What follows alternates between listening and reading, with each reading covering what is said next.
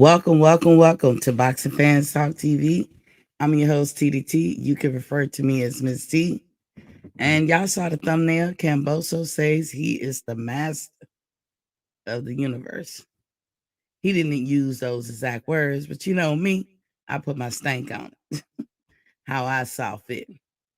Well, we're going to get into that and a couple other news and everything. So we're going to see how, we're anxious to see how that one play out. Talking about Kambosos and Devin Haney. But first, let's turn to.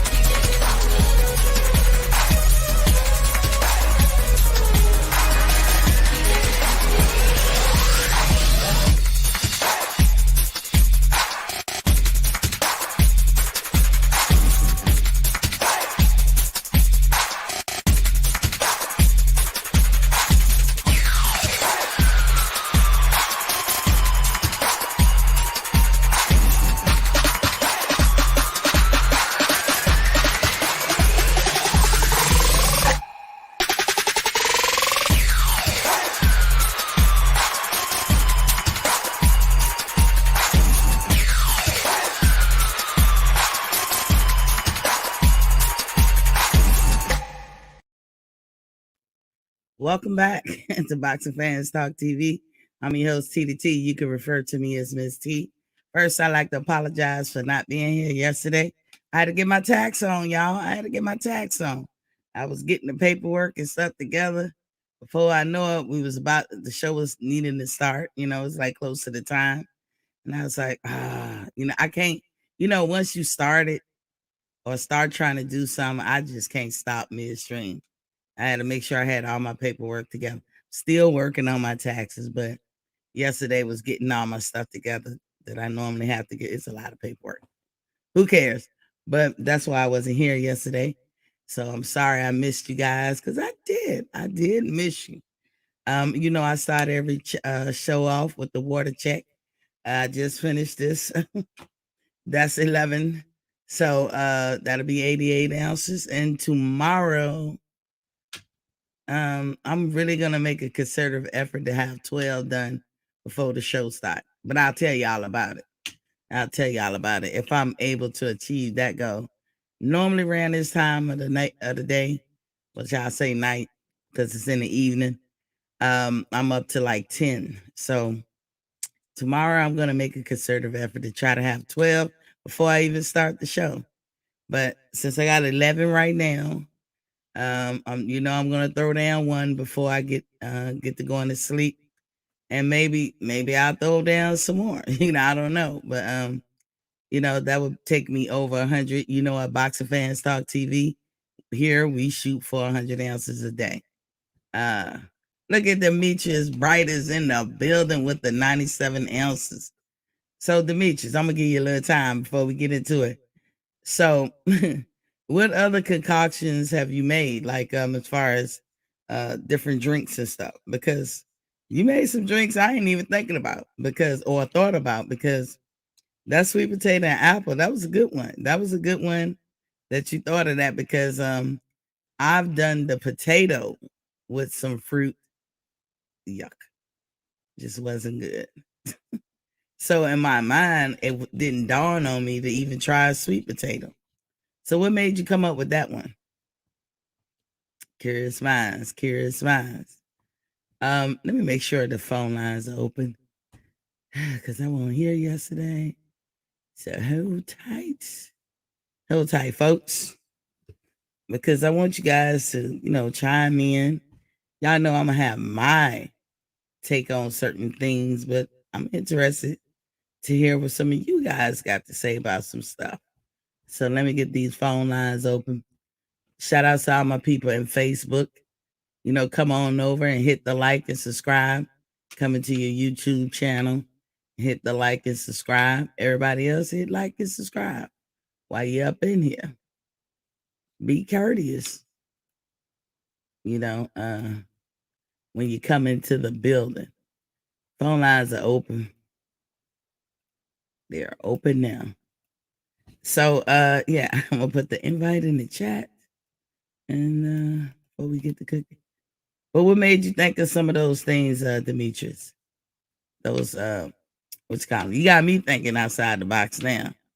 Because, like I said, after trying the potato, I was like, hell to the no, I can't. And then I thought about this. We are all used to eating food how we used to eating it.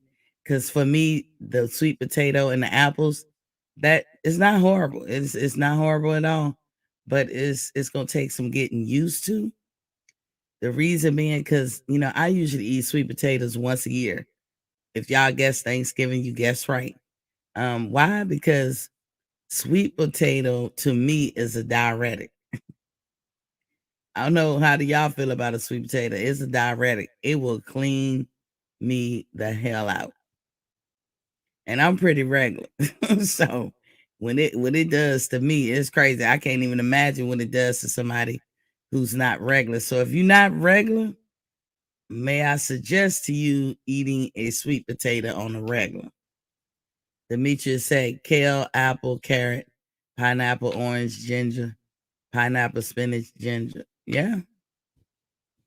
Have you tried just taking like those purplish grapes, Dimitri, and or the black grapes and just make grape juice? You talking about some kind of good. Like it's to the point now I make my own liquids. I either drink water or I drink what I make. You know what I'm saying? It's not even no purpose to really buy, juice and stuff. I don't even drink juice. Bottled juice, I don't no. I mean, I have to be on the highway or don't have access to something, but I'm at home. I make my own drinks.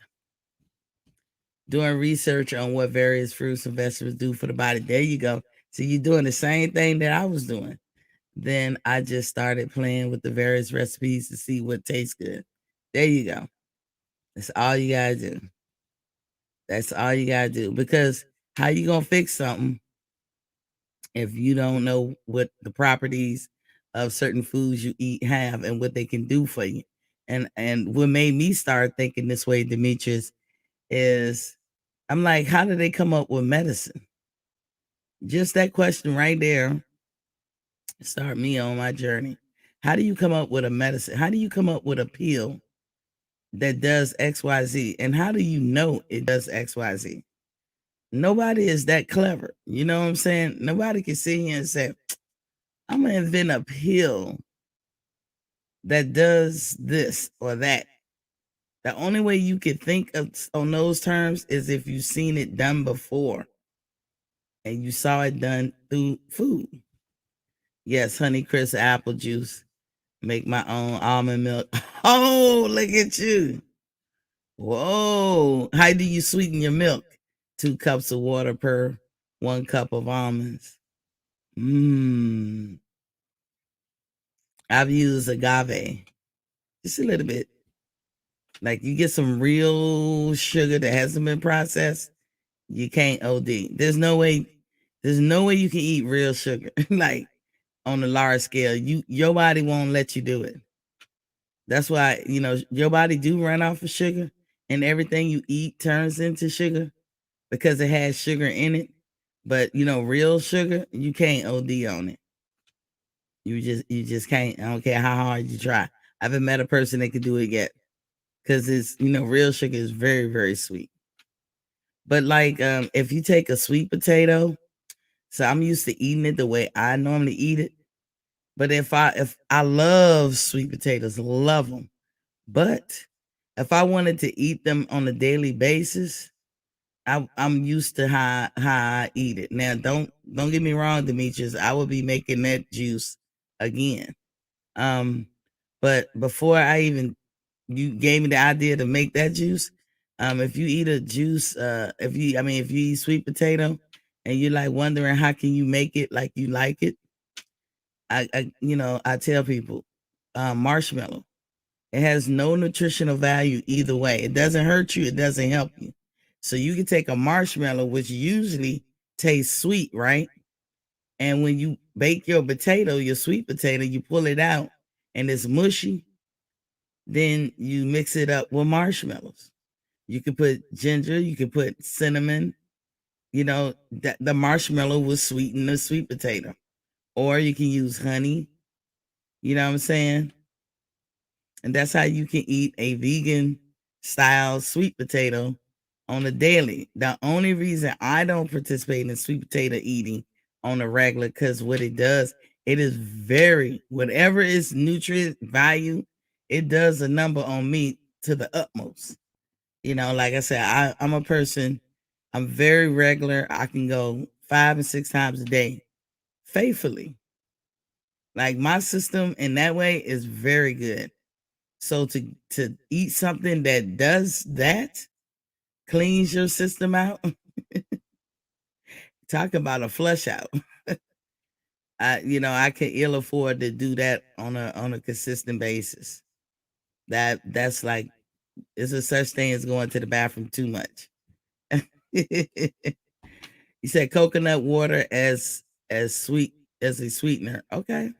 I don't like the taste of coconut water, but some people do. Green juice is good. Cucumbers, green apples, kale, and lime. Yes. A lot of people, if you like cucumbers, they make a lot of juice.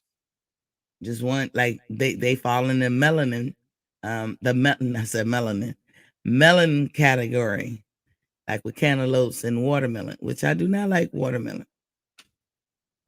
I do not like them. I just don't.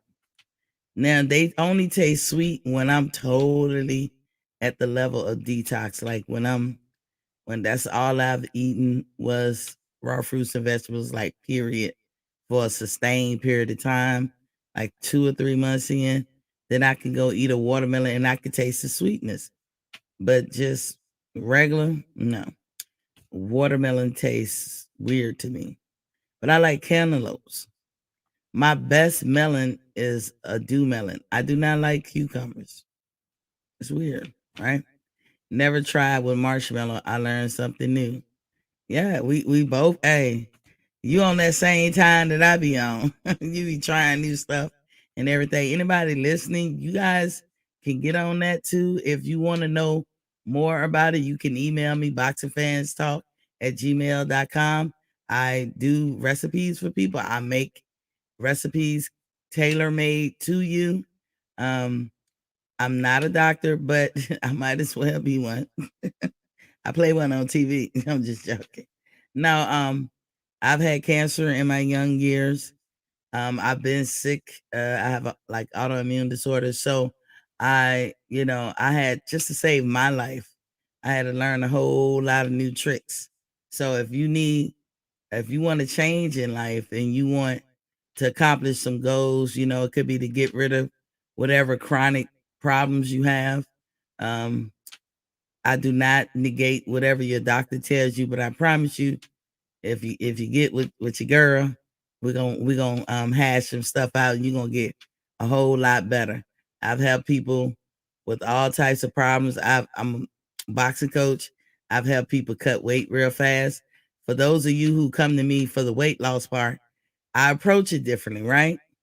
And it's up to them if they want to say what they did or anything. I'm not telling nobody stories, but I've done that because there's a way to do it just as fast as you want it to be, but in a healthier way. There's no shortcuts to health, just so you know. But I know how to put together a regimen for you, specifically for you, with whatever it is that you want to do. We clean out your system, and then we reintroduce whatever it is you want to reintroduce. We find out what your body specifically don't like, and then we have a game plan for the rest of your life. But in order to do all this, you got to rethink or reprogram how you think. So hit me up at boxingfanstalk@gmail.com if you want me to tailor make your regiment. And it is a fee, because I am doing a lot of research on your behalf and putting this together on your behalf specifically. But we do the general one, which is we don't eat dairy. We don't eat no stinking dairy no more. We drink water. We shoot for 100 ounces of water every day. And we only have a couple of meats that we engage in, right? Those for my slow walking. We slow walk some shit too. Demetrius said honeydew full of water. Yep. Love it. Got some in the fridge right now. And after this show, I'm going to dive deep into that. But let me get into the show, okay? Kambosos is popping his collar and claiming he is the master of the universe. That's the way I took it. Kambosos ain't brave enough to say, I'm the master of the universe. But that's the way Miss T took it. You see what's going on over here, this damn thing. Hopefully, yeah, okay. I think I fixed it. So he feels he holding all the cards, so he can be master of the universe. You know that when you read about him in articles and stuff like that, they always talking like this man is undisputed. I'm gonna always speak to that because you never know who's listening. Kambosos is not undisputed. He does not have all the belts. The one belt he does not have, that would be Mr. Devin Haney, has that belt. And until you fight Devin Haney, you are not the master of the universe. Demetrius said, IBF is offering a mandatory fight between Boots versus Ortiz if they both accept. You know what, Demetrius? That sounds like a plan. They should. Ortiz don't want to fight nobody at the top, even though he was ranked number one. And y'all know how I feel about the three belt holders, Spence, Crawford, and what's the name, Ugas. They should only be looking at Spence, Crawford, and Ugas. They should not be concentrating on nobody else when they this close to the precipice of gaining greatness. They shouldn't be looking at nobody else. They should be concentrating on the ones with the belt. They've earned it. All three of them. They've earned it. So yeah, he feel, going back to Kambosos, he feel like he holding the cards.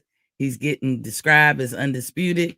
This is why I don't hold T.O. to some degree of animosity, because if you keep saying that about somebody, if they keep writing about Kambosos like that, what you think he gonna think? We are only human. Hell, I mean, it's not like I'm saying it.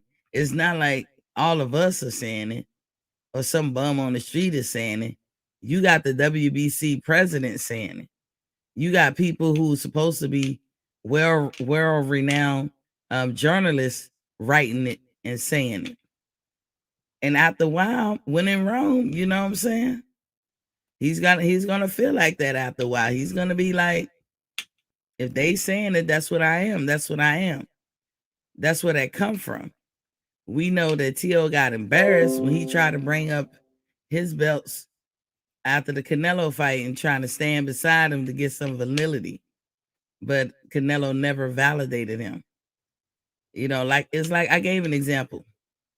You got Taiwan and China, right? All of us have had clothes or some kind of item that we bought in the store and it said made from Taiwan. Everybody in America know that China exists, right? Sensory Pictures is in the building was popping cake. He said right on. So everybody know that, like I said, China is a country, And the only reason we know about Taiwan is because we buy items that say made in Taiwan. But don't you know, if a country, a notable country, i.e., a superpower, i.e., United States of America, recognize Taiwan as a true country on its own, that would cause a lot of uproar and mayhem in the world. China is saying they belong to us. They're saying no, we belong to us. Taiwan is like this, and China is like this.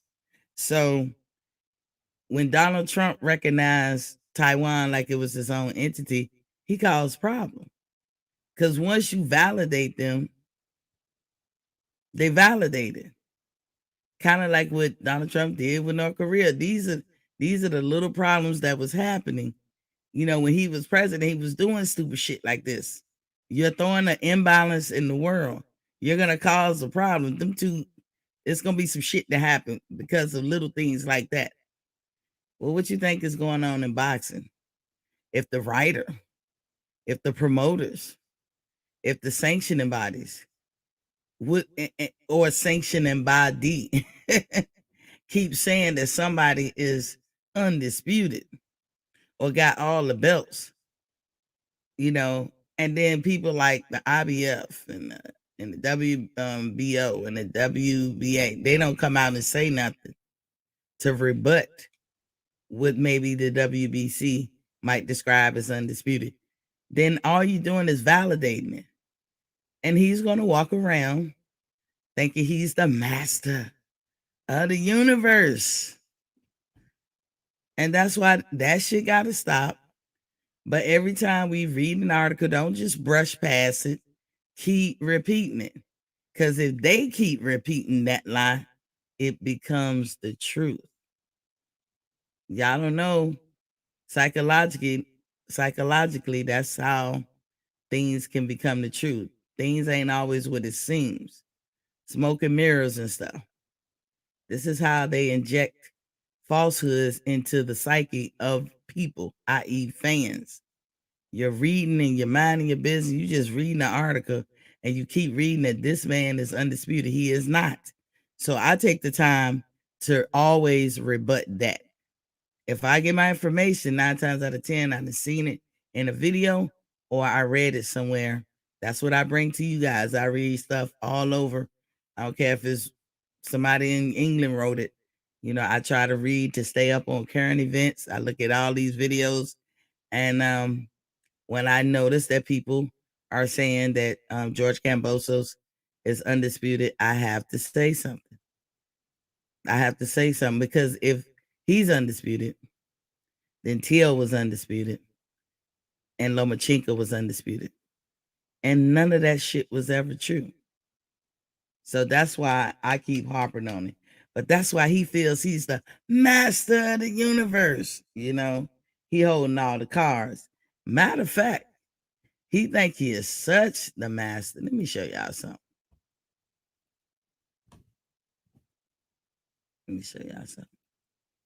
Y'all, okay, I think I got everything straight because I don't want to mess up the clip. But let me see.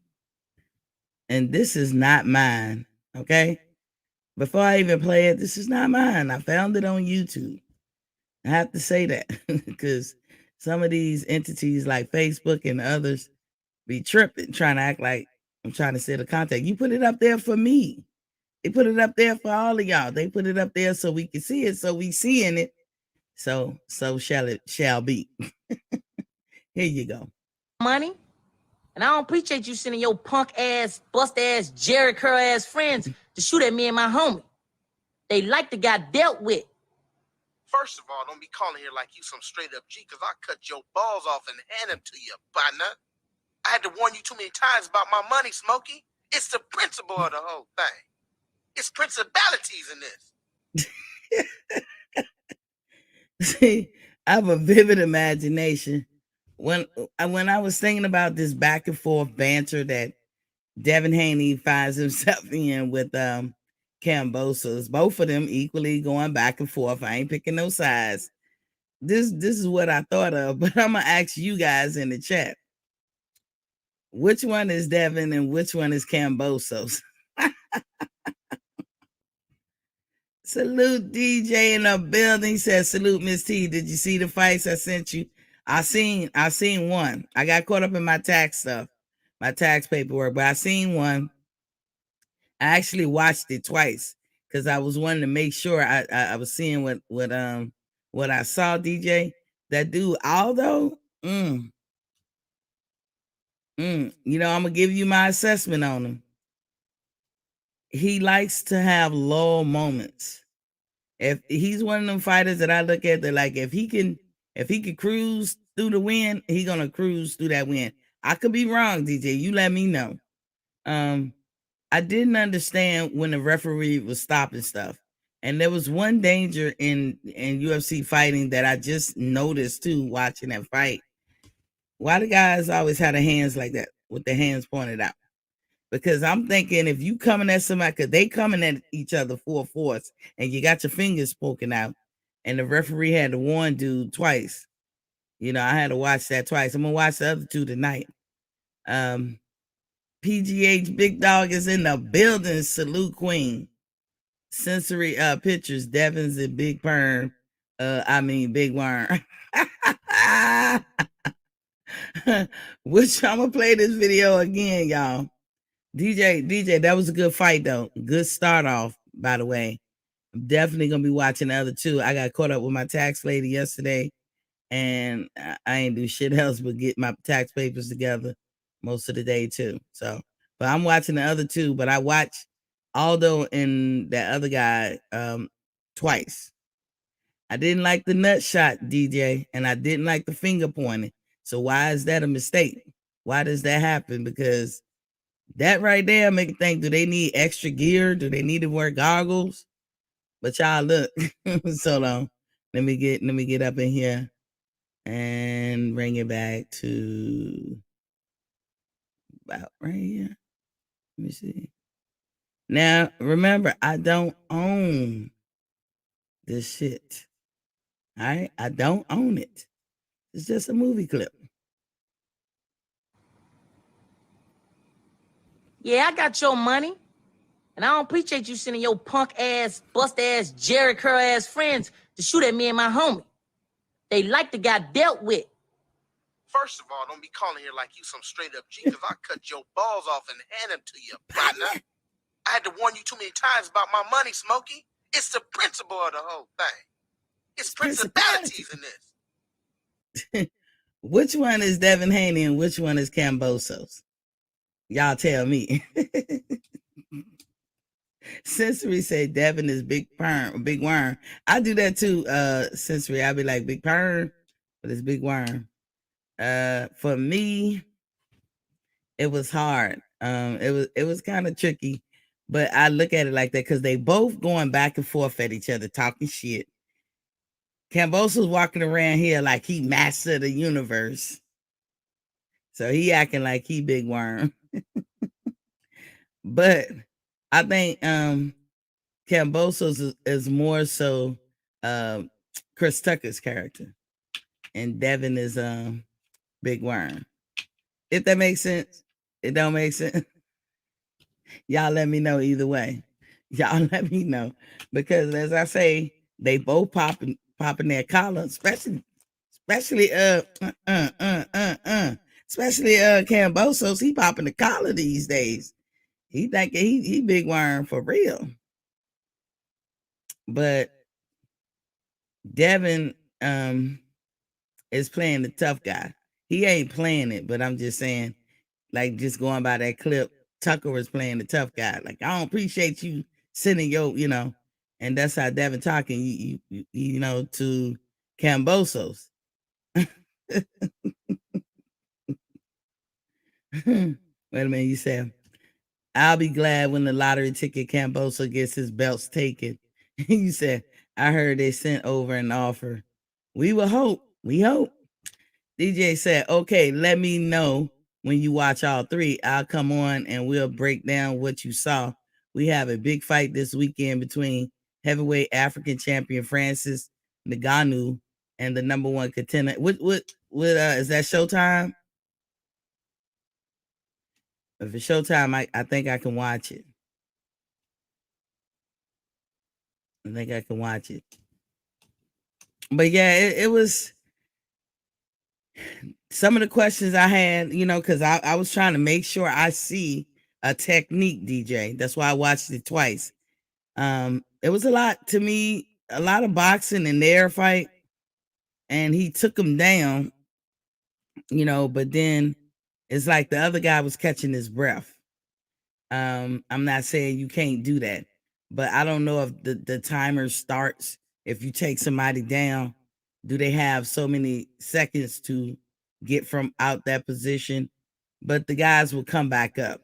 The kick now, another one, DJ. I didn't understand the stomping of your feet. Like that's allowed? Because I was waiting for the referee to call a foul. But then I had to assume that is allowed to stomp your feet.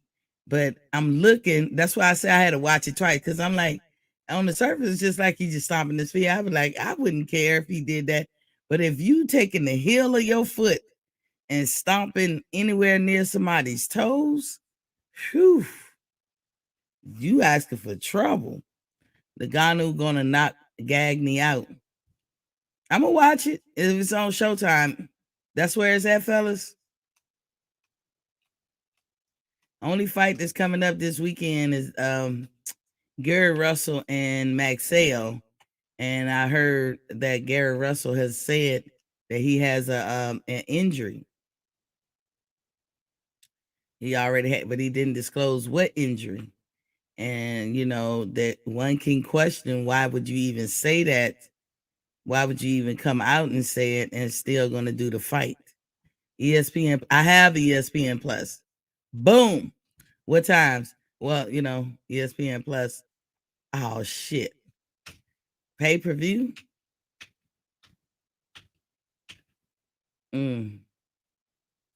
Cause Gary fight ain't pay-per-view, is it? How much? If it ain't too bad of a price, I'll pay for it. I can't pay boxing prices for this. But I didn't buy any fights this month, so that's why I say I'll pay for it. Now the Gary Russell versus Max Sales Showtime. Yeah, see, I can't miss that. Meaning my TV is set up all through my house to tape any boxing anytime, anywhere. I have Showtime, so I can't miss it. Like it can come. I don't have to be home. I don't like be glued to the TV when fights come on. I can be anywhere. It's already taped. When I get home, I'll see it. So I can watch the UFC joint this weekend if it's a reasonable price. I'll try it out. Gary Russell ain't fight in 2 years and still got an injury.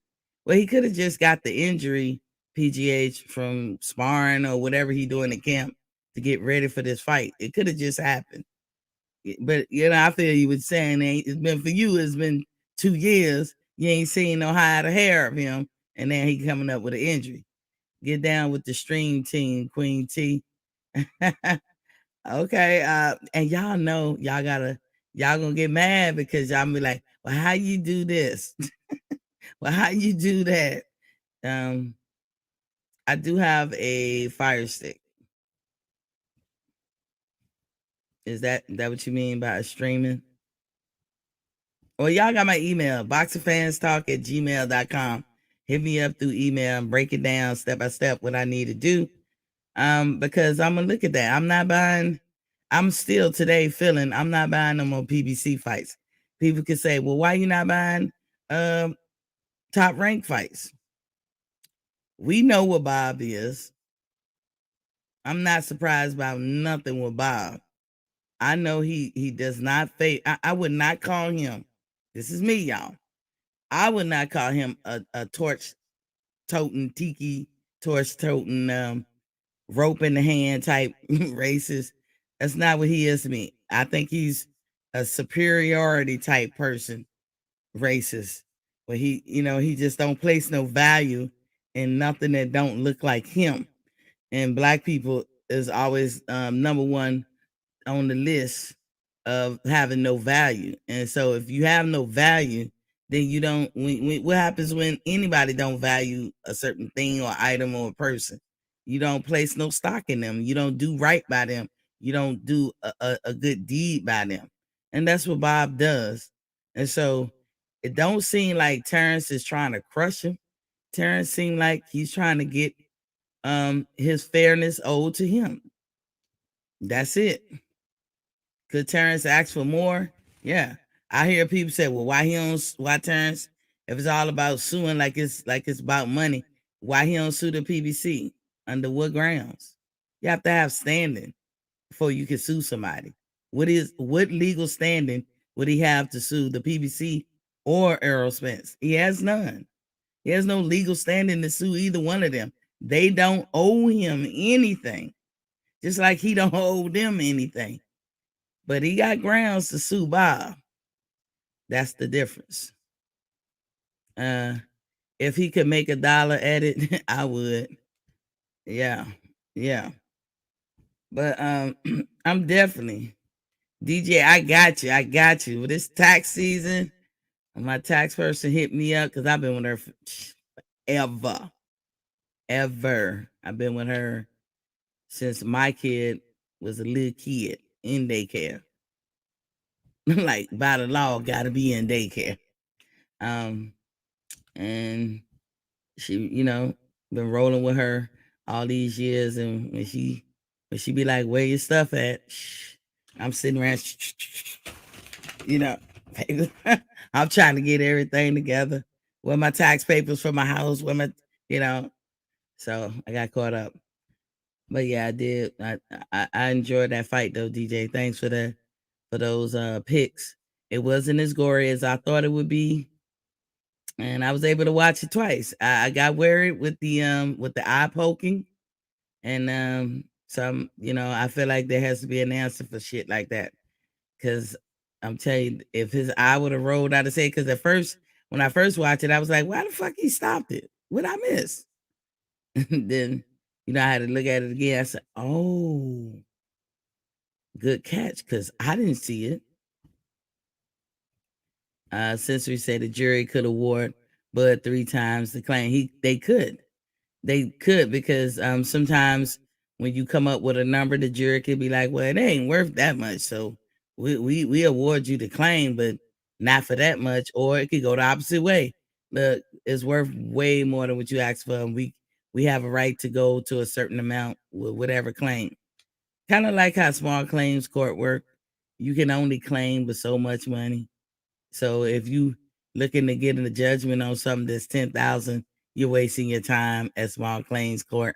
You know what I'm saying? So when you take people to court, there's a guideline or a range, unless you specifically say something. But Bud has standing to take Bob to court. He has no standing. For those of you who thought, why not PBC? Why not Earl? He has no standing to take them to court. He has no legal grounds to sue them. So I hope that answers some questions, because I heard that before, and I'm like, you can't sue these guys. They don't owe you anything. But that works both ways. He don't owe them either. You know what I'm saying? But why am I boycotting PBC? I'm not telling you guys to do it, but I'm telling you I won't do it. One, I don't like the fights that they give us, but I'm such a boxing fan. I just keep buying them either way. And I realized something got to give, but I just wasn't ready or willing to give up looking at fights, period. I wanted to be in the know. But then when Tim Smith basically let me know that PBC never have and never will entertain the thought of doing business with Bud or paying him correctly, then that's their excuse not to even do business with him. I was done. So the next PBC fight that I will pay for will be Bud and Terrence Crawford and Errol Spence. That's it. I'm not gonna get the Earl and Ugas. I'm not gonna get Earl and Keith Thurman. Earl and any mandatories. Ugas, if he wins any of his mandatories, I'm not. if you're fighting Bud, talking about from Ugas or Earl, because we don't know who gonna win in that matchup. I don't know. I lean more towards Earl to win, but you never know. And so whoever wins, if they start that Fugazi campaign trying to go somewhere else, you best believe I'm not following. And I'm staying by that because they're gonna have to start listening to their fans. We're lining their pockets. And I'm gonna do my part. I can only do my part. I can never tell you guys what you should do. I'm just sharing with you guys what I'm gonna do. Sensory picture said right on, me either. Yeah, they'll see. And y'all gotta remember, black people, we are the biggest consumers in America. We also set trends. It's always been like that. We are the one group of people that is the creme de la creme, but get treated like the bottom of the barrel in everything. Everything. And I don't think that no one group is better than the other. Like, but if you're talking about sports, a lot of times, depending on the sport, we excel at it. We have always excelled at it. But, others can, I see a lot of great white basketball players, football players, or whatever. Football players that are black, everybody get excited when you see a black quarterback and everything.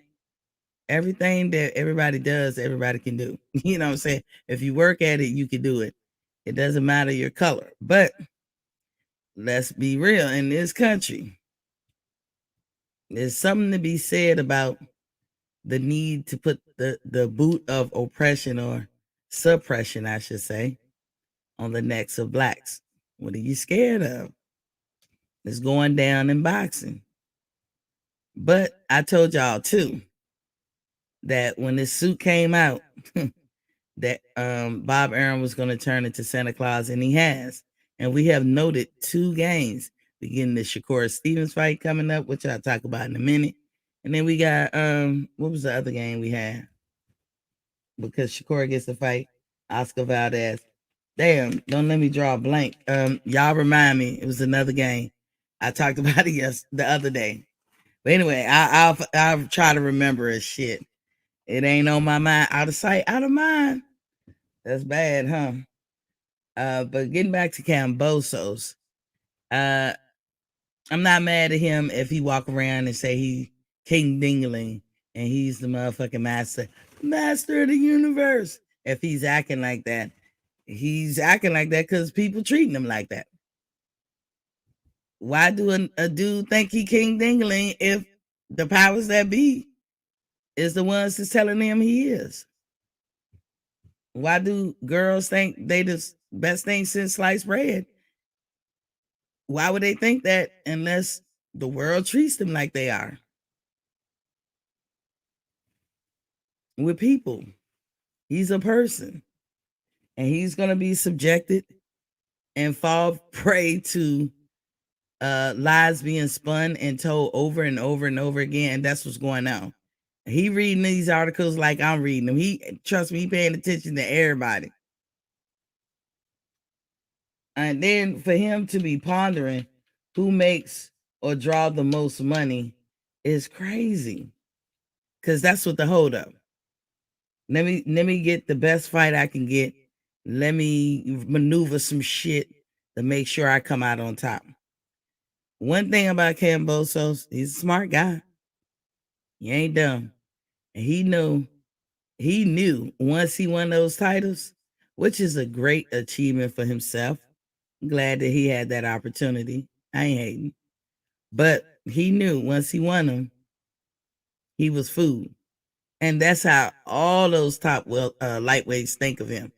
They think of him as food, and that's a nice way to say he's a surefire win. Who don't? That is like the best path of least resistance that one can take in boxing. And I hate to say that about him, but that's how it looks. Every top lightweight know, not think, they know they can beat his ass. He knows it too. He knows it too.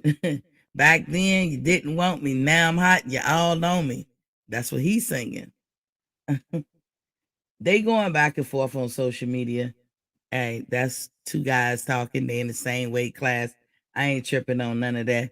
Some of the shit can be embarrassing or be taken as embarrassing to one or the other, but that's what they do. They shit talk. No harm, no foul. Um, I want to believe that it's all in the effort of making the fight. That's what I want to think. But Eddie feels they are closing in on the deal, but Top Rank keep sticking his head out there like, hey, I still got Loma. But I'm kind of trying to reserve my feelings and thoughts until we officially hear who Kambosos choose. Because that's what we haven't heard yet. Who did he choose? Because it's really on him. It's really up to him to make that choice. Who he got? Who is he picking? But we're gonna wait and see on that note. But as far as him thinking he is the master of the universe, which I think, is he? That's what the powers that be say. Is he the master? Is he King Ding-a-ling? Is he that? I mean, I don't know how many articles I gotta read where they saying all but that. They would even try to say it sneakily. He got all 4 belts. That's a good one. I'd be like, wow, y'all getting real creative because he do have all 4 belts. He just don't have the regular championship belt. He has a franchise belt, and we know the origins of this franchise belt, which is Fugazi in itself. But it's there. It's a belt. I'm not WBC. I don't get to make the rules or the belts. And then you don't have nobody like that's credible like the IBF, the WBO, the WBA to come back and rebut what the hell they be saying. E Thriller is in the building. Was popping king. What's up, Miss T? Salute to the queen. So I can't begrudge Kamboso for start letting that shit get to his head because we saw it did it to Tio. And you can honestly, you have to ask yourself, if that was you, would you let it get to your head? If everybody who is noteworthy keeps saying that you are the undisputed champ, how long would it take before you start believing it? But I think all us content creators, anybody, when you're speaking on it, if you read it, you should stop at that moment in the sentence and say, I'm going to throw the bullshit flag because he is not undisputed. We're waiting on that. Lomachenko was not undisputed. Teofimo was not undisputed. Therefore, Kambosos is not undisputed. The missing puzzle piece is Devin Haney. And until them two meet up, they just, one is a champion and one is a unified champion. Now, Kambosos, I wanted to play the video of the end part after the fight with Jojo Diaz when Devin was walking out. You could see in the background he was walking out the ring, and Kambosos was talking to the fellas up there, and they asked him, I'm putting my saying on it, basically asking him, do you see any holes in the fight? Do you see anything you can take advantage? And I swear to God, this dude looked so gleeful, like a fat ass baby in the candy store, like yummy, yummy, yummy, yummy. He was like doing his arm like that, like, do I? Do I? Is a frog's ass watertight? I see all kinds of hoes. And I was waiting for him to spell it out. I don't remember what he said verbatim, but I would tell you, I've heard Batman has come on this show. Shout outs to him. And Gary Russell drop a little nugget where they think Devin Haney has some vulnerabilities. And I agree with him. Ever since they said that years ago or a while ago, I look at Devin Haney fights to see if he has corrected it, and he hasn't. He hasn't. And I'll tell you the one vulnerability that the Russell clan has said about Devin is that he's wide with his shots. He's coming from Mississippi. Well, when you fighting somebody like Devin Haney, I mean Gary Russell, who's mastered the art of short distance, boom, powerful ass shots. That ain't a good look. That's a flaw. That's a flaw. The shortest distance between 2 points is a straight line. You all the way back in Mississippi, and Devin does that. That is his natural way to do it. Somebody who can be right here in the pocket with him, bam, will knock him the fuck out. Yes, they can. Don't get me wrong, I like Devin, but that's something he got to clean up. And the Russell clan do that little nugget out there and fight after fight. He has not cleaned that up. George said he see many flaws. I think if he got a chance, and this is just my honest opinion, if he has a chance with any of the lightweights, he has a chance with Devin Haney. I got Devin winning because Devin is a workhorse. No, Devin don't have power, but he's a workhorse. And he can wear you down. He can box. But if Kambosos is a good or a great counterpuncher, the question is he a better counterpuncher than Devin could be? If he knows how to box just as good as Devin, they say George got a little pop. If you catch Devin, that's the thing. If you catch him good and you hit him hard, that's why I think between him and Tank, I would pick Tank. Because they both can box, but Tank hits harder. I have been asking since August for Devin and Pitbull Cruz to fight. Now, right now, I don't want Devin to be fighting anybody but Kambosos. Let's clean this shit up. Let's get a definitive answer. Let's get one face, one name, one champion. Let's get that done in the lightweight when you can. You right there. Let's get it done. That's the only fight that Devin should be in is with Kambosos and vice versa. Either one of them. I would not understand if neither one of them try to face each other. But outside of that fight happening next, not tomorrow, not like next year, not after this fight and go do this fight and that fight next. But after that fight, Devin will probably drop the belts and go to 140. But if he stayed and fought Tank, I got Tank. And I think it will be a hard fight with somebody like Pitbull Cruz. And everybody laughed at me when I used to bring this guy up because nobody really knew who he was or paid attention. But y'all know who he is now. The dude ain't playing. Is he the best boxer? No. Do he know how to box? Slightly. He know enough. But he don't stop coming. That nigga is the Terminator. That's what he should. Well, Pitbull is a good nickname too. But I've never seen Devin try to, I've never seen him in a situation like that with somebody just charging him and charging him and charging him. So I'm one of those people too that say I don't know or think that Devin's been tested all the way. I know people don't like to hear that, but I just feel he hasn't. I think everybody he was in a fight with, he was supposed to win and he could win.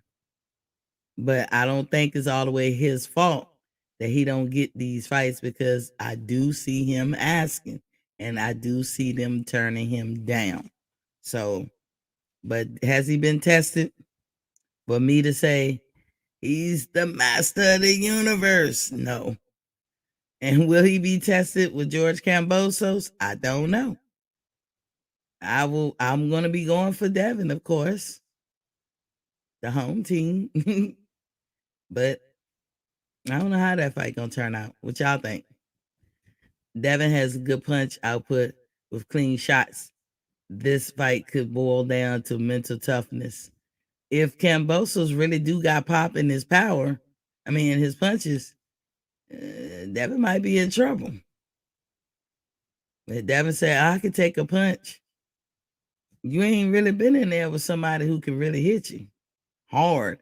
JoJo could, but JoJo did not put the gas on, and JoJo fought well. I thought with Devin.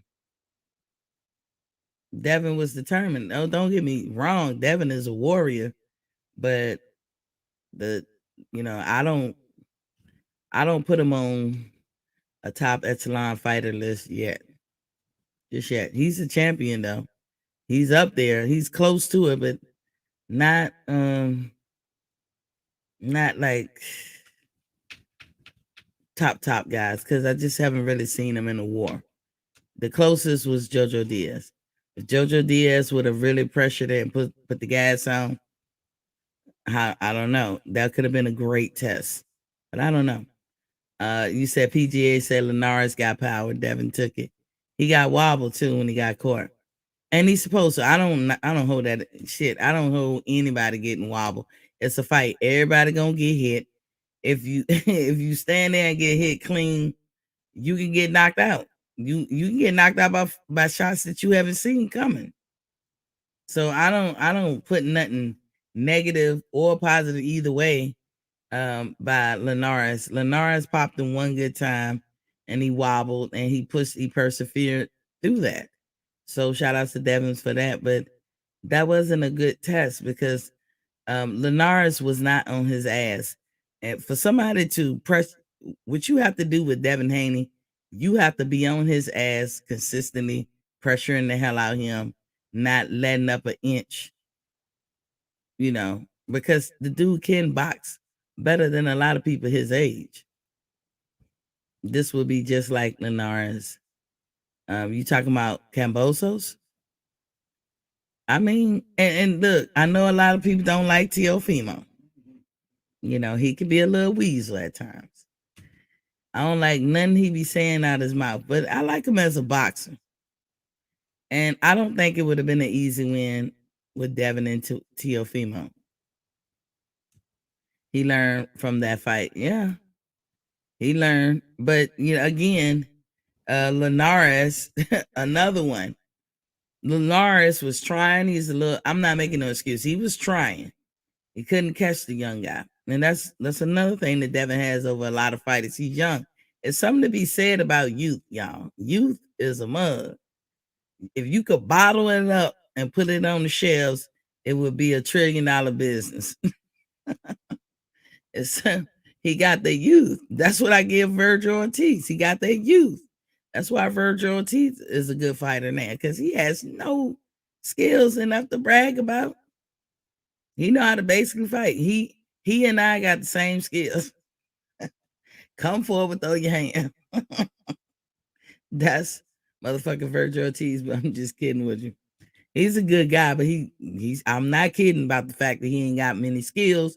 The motherfucker is young, and that's his skill. That's his biggest skill. PGH Big Dog said T.O. dug Devin for a reason.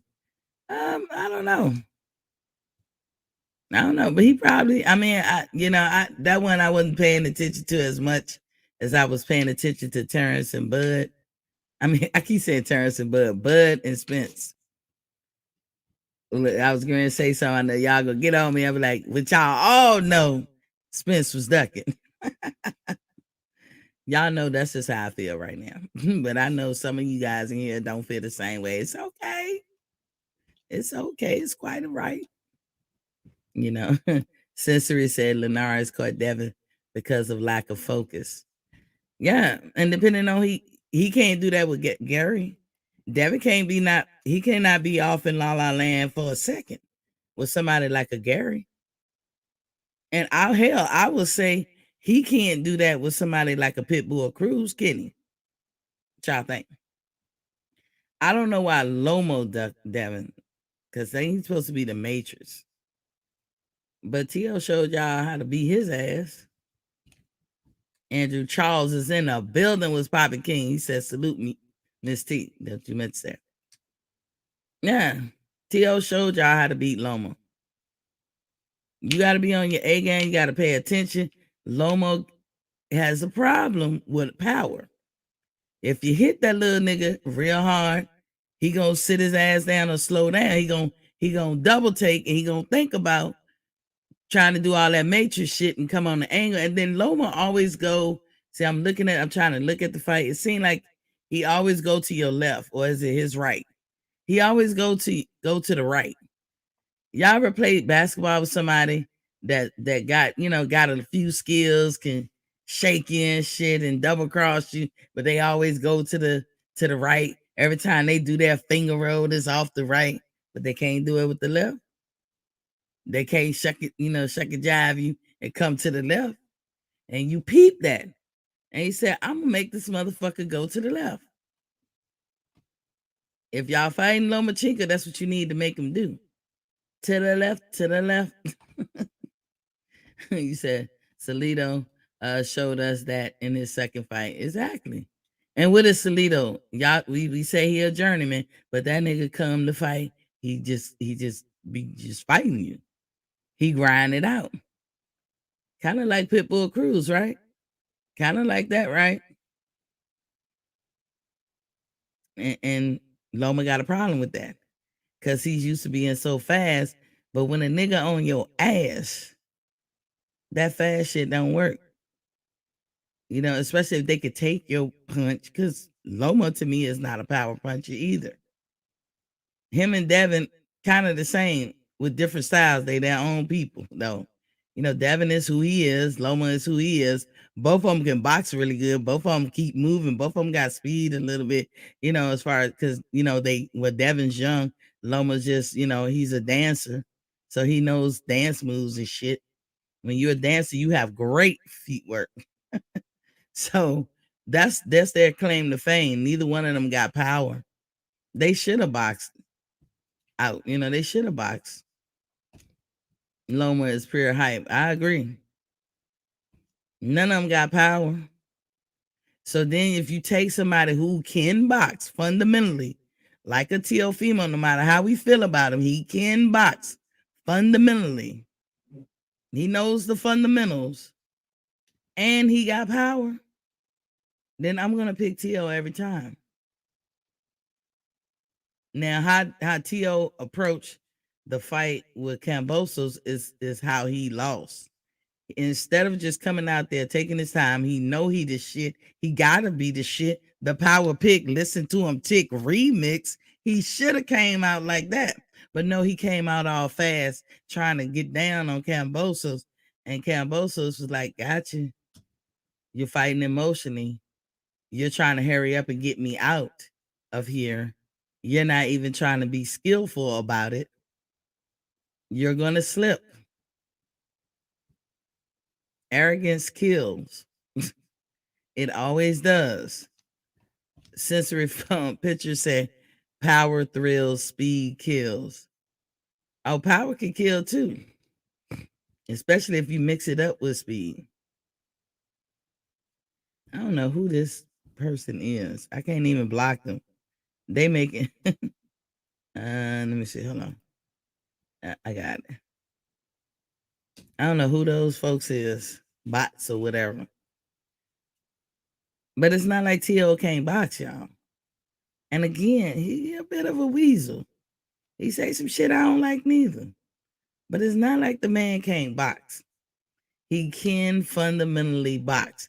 And he has that thump. That's why he beat Loma. And now I don't know what can happen, because sometimes you do have to be mentally in the game as well. And when you take a loss, especially to somebody like Kambosos, which the whole lightweight division look at him as food. Kambosos ain't talking to nobody. I'm gonna tell you, I've been reaching out and reaching out and reaching out. And I know I'm not a big name or anything, but I'm sure I'm not the only one reaching out. He's not talking to nobody on social media. He just write his own social media and everything. But Kambosos is talking like, partner, y'all need me. I'm the master of the universe. I'm King Dingaling. Y'all gotta come to me. And everybody's like, that ain't a problem. Nigga, we'll scoop your ass up wherever you lay. You're right about that. T.O. can box. He can. And in the fight of T.O. and Devin, T.O. healthy, mentally ready, I would pick T.O. None against Devin. I love Devin. I would pick T.O. because they both young.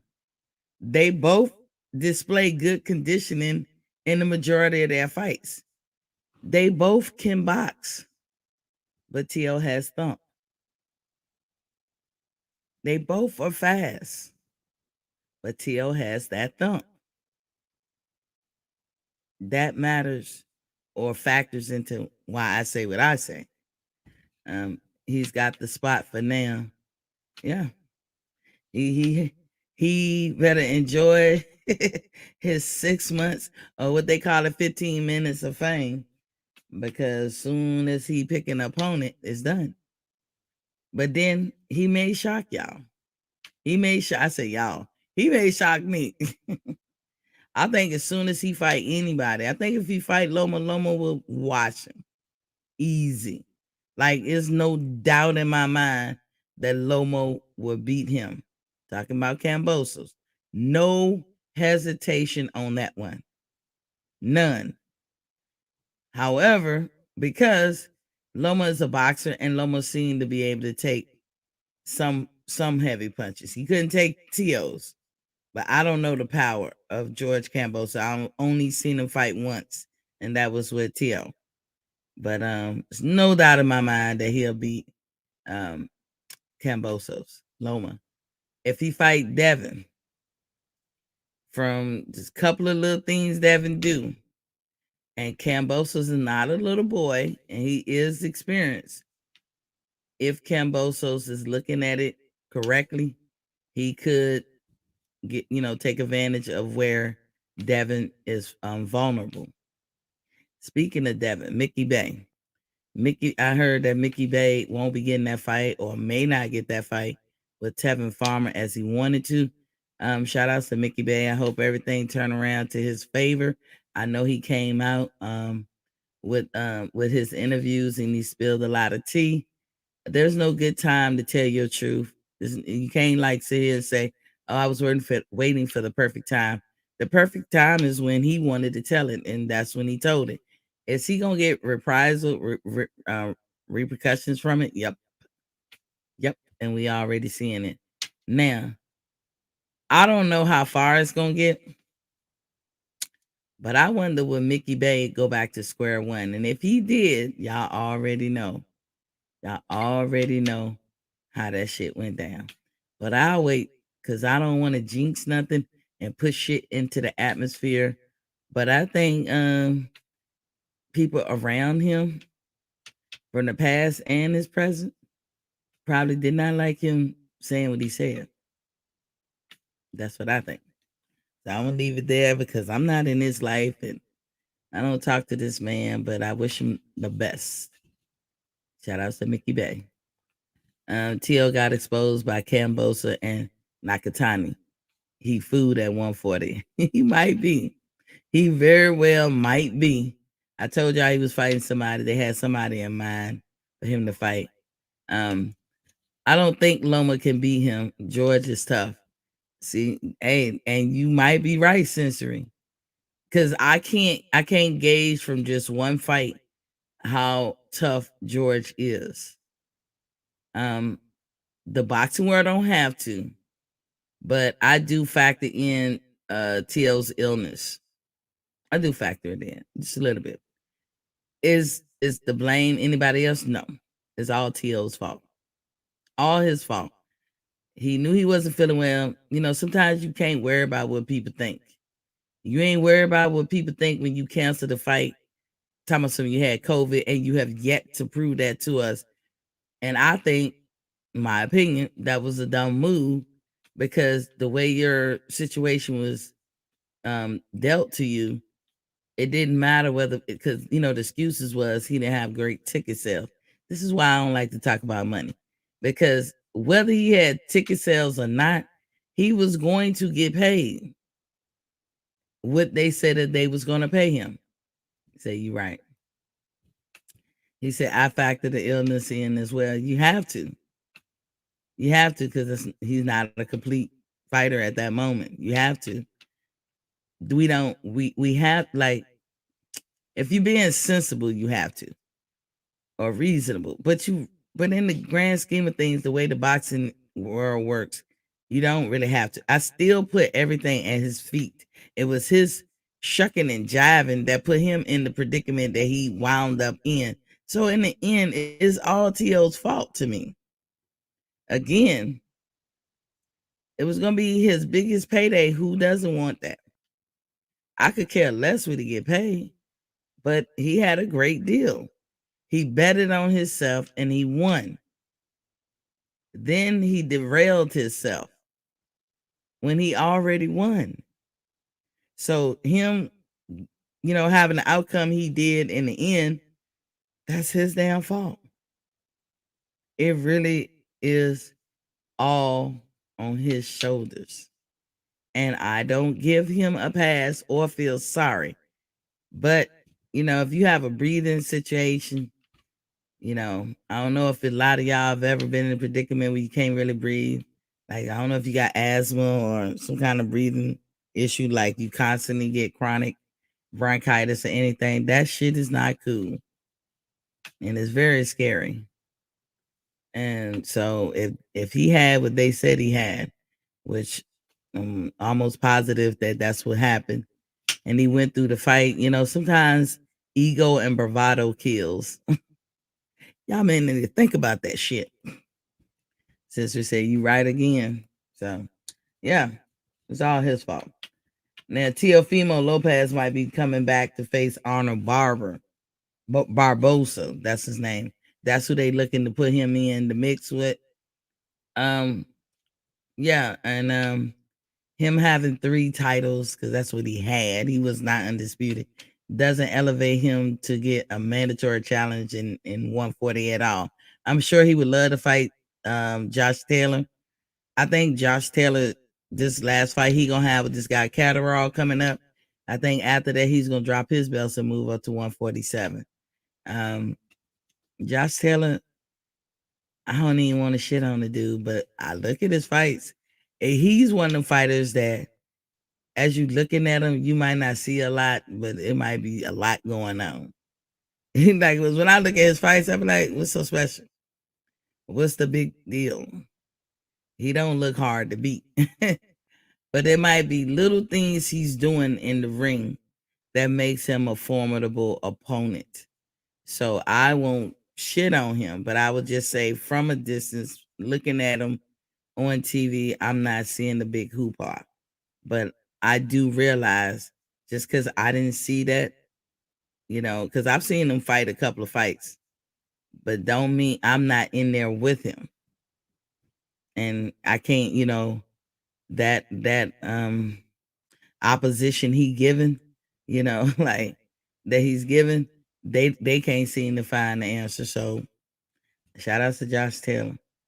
But T.O., you don't deserve to go right there. There's a whole lot of people you can meet up with before you get there. But I'm sure Bob wants him to get up there. But he gonna individually have to go through folks, because Josh is not gonna stick around. T.O. was doing backflips in the ring after that ass whooping. Fake excuses, no pass from me. He also was huffing and puffing on an inhaler in the ring. He was doing that too. DJ said, drop the link, Miss T. I got you. The link is in the chat. So he gonna be fighting him at the 140. Bob wants here to be checked out by the Cleveland Clinic. Oh, that's my game number 2. When I told y'all that Bob gonna pretty much turn into Santa Claus or a real promoter, because he wants him to go to the Cleveland Clinic. And I know some people might not know the Cleveland Clinic, period. Their notoriety. They like the top-notch medical facility in all of this country. Like, they the bee's knees. And Bob is like no expense to worry about, like all expense paid or whatever. He wants him to be checked from the rooty to the tootie, because he don't want no issues going forward with him. But that's what you want your promoter to do. Why? And that's to ensure his throat injury, lung problems, and all that is not a factor going forward. If you got those kind of issues, you can't be a boxer. The link is in the chat, DJ. He finally acting like a genuine promoter. Game number 2. First game was getting the Shakur Stevens fight. This is game number 2. But T.O. is serious about wanting to fight Josh Taylor. Don't get me wrong. And the article called him a former undisputed as well. And we need, like I said, we need to stop that shit or speak on it every time we see it and hear it. PGH, big dog in the building. He said Cleveland Clinic is world class and they won't find shit wrong with them. I hope so. I certainly hope so. But you know that condition that he had, anybody can have, and that it could, if you don't die from it, it really corrects itself. A lot of people don't die from it, but they could. That's what they said. They could die from it, but it corrects itself. I mean, in the human body, your body can stop. You know how people got a short leg and they seem like they walking like this and stuff. You would be surprised how many Americans walking around with a one leg shorter than the other, one side smaller than the other, one breast smaller than the other, one ear, one side of the body smaller than the other. It happens so much. It's like common as hell. But when you're an eighth of an inch shorter, why does that happen? Why do I bring that up? Because the body does pause. It stops. It's not supposed to. It stops. When you develop cancer, you know why you got cancer? Because the preventive mechanism in your body chose not to work at that particular time and let that cell go through. It didn't check them at the door, you know. And so that's how you get cancer, and then that cell continues in the cancer cycle and the cell cycle and reproduce another cancer cell. All cancer is a defective cell. That's all it is. It's not a disease that you catch or anything. It's a cell that don't have, and I ain't gonna say nucleus, because when we talk about general cells, red blood cells, they don't have a nucleus either. But a cell that might not have the mitochondria or other parts of the cell, the cytoplasm, cytoplasm or something like that. It might not have the main ingredients to make up a cell. That's a cancer cell. If you were talking about white blood cells, they have a nucleus. So if the white blood cells was cancerous, then it won't have let's say it won't have a nucleus. You know what I'm saying? That's usually like leukemia type shit, bone cancer and all that, because white blood cells dwell in the bones. Macadocious Mac of the South, salute the lovely and beautiful Madame Queen Mystique. Salute to you too, King. Yeah, but what was going on with T.O., he didn't have a cell problem. Air was escaping the lungs and like flowing in between the cavity. You can't have that. Why that happened, and it's not like they're gonna do an extensive look into or probing his inside to find out why it can happen to anybody.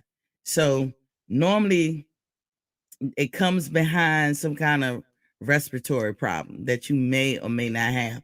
So when he was smoking the hookah, this is why I said I put everything at his feet. Why are you a boxer and you smoking hookah? You smoking, period.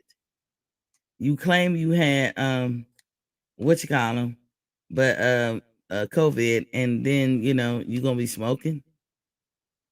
Now I get my smoke on. I smoke y'all know what I smoke. But I'm gonna tell you, if I had COVID, I probably wouldn't be smoking that. I probably have to quit at that point. DJ said, okay, give me about 10 minutes, Miss T. I'm getting my kids ready for bed. I hear you, King. And to the lovely princesses, nighty night.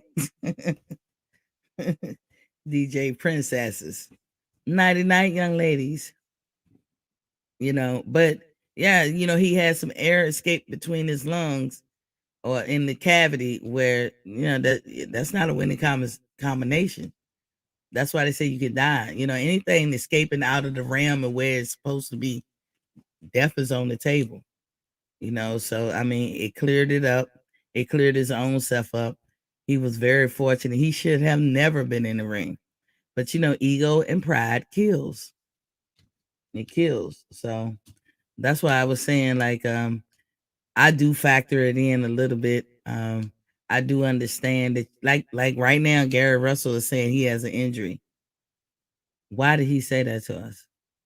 If he's still gonna fight, he makes himself look kind of suspicious. Like, why? You have to ask these questions. Why are you saying that? If you gonna fight, you know, there's gotta be a way you can memorialize something before the fight without saying it. Like, um, I don't know what he could say. Like, maybe he wrote it down, sealed it in the envelope, put the date on it, and told somebody to hold it, don't open it till after the fight. I don't know what you can do. Maybe fighters can start doing that. Be like, yo, write down how you exactly feel, seal it in an envelope, and it cannot be opened until the end of the fight. Have it under lock and key or on guard, somebody guarding it. And then they can open it and be like, okay, Mr. Gary Russell was fighting with a broken shoulder and uh, um, a bruised knee or whatever, just name off whatever your ailments or your problems were after the fight. But to say it before the fight, you affect a lot of things. Most of all, gambling. you know, Again, what if everybody be like, oh, that nigga hurt? Mag Sale is a good fighter. Let me go ahead and put all my money on Mag Sale. But to the person be like, hell no. Gary is my dude. I'm gonna roll with him thick and thin, ride or die. Let me keep my money on Gary. And then have a big come up. See, you gotta think about what it looked like. So Gary, I don't agree with that move. Saying that you was injured, I just don't agree with it. And you still gonna fight? Because now you make your mood look a little suspect. I still like him though. I still like him. I still like Gary Russell. I had him to win regardless. And I'm always going back with the home team. DMV, stand up in this bitch. DC, stand up. Okay. So moving on though. When we was talking, what we left out, Teofimo outgrew the lightweight division. And this is, and you know what, and this is why you don't marinate no shit. You don't marinate no fight. It's not a good thing to do shit like that. Why? Because look what didn't happen. Teofimo didn't. Well, he wasn't. I agree with him not giving Loma a rematch. Monkey see, monkey do. Loma does not give people rematch, so fuck Loma. So I agree with that. But we never saw Teofimo and Devin. Now, if people argue that T.O. was ducking, I don't have no rebuttal for you. I really can't tell you why that fight didn't go down, but I can understand if you see it that way, because I believe a lot of people were ducking Devin Haney. But we never got to see Undisputed, and we could have.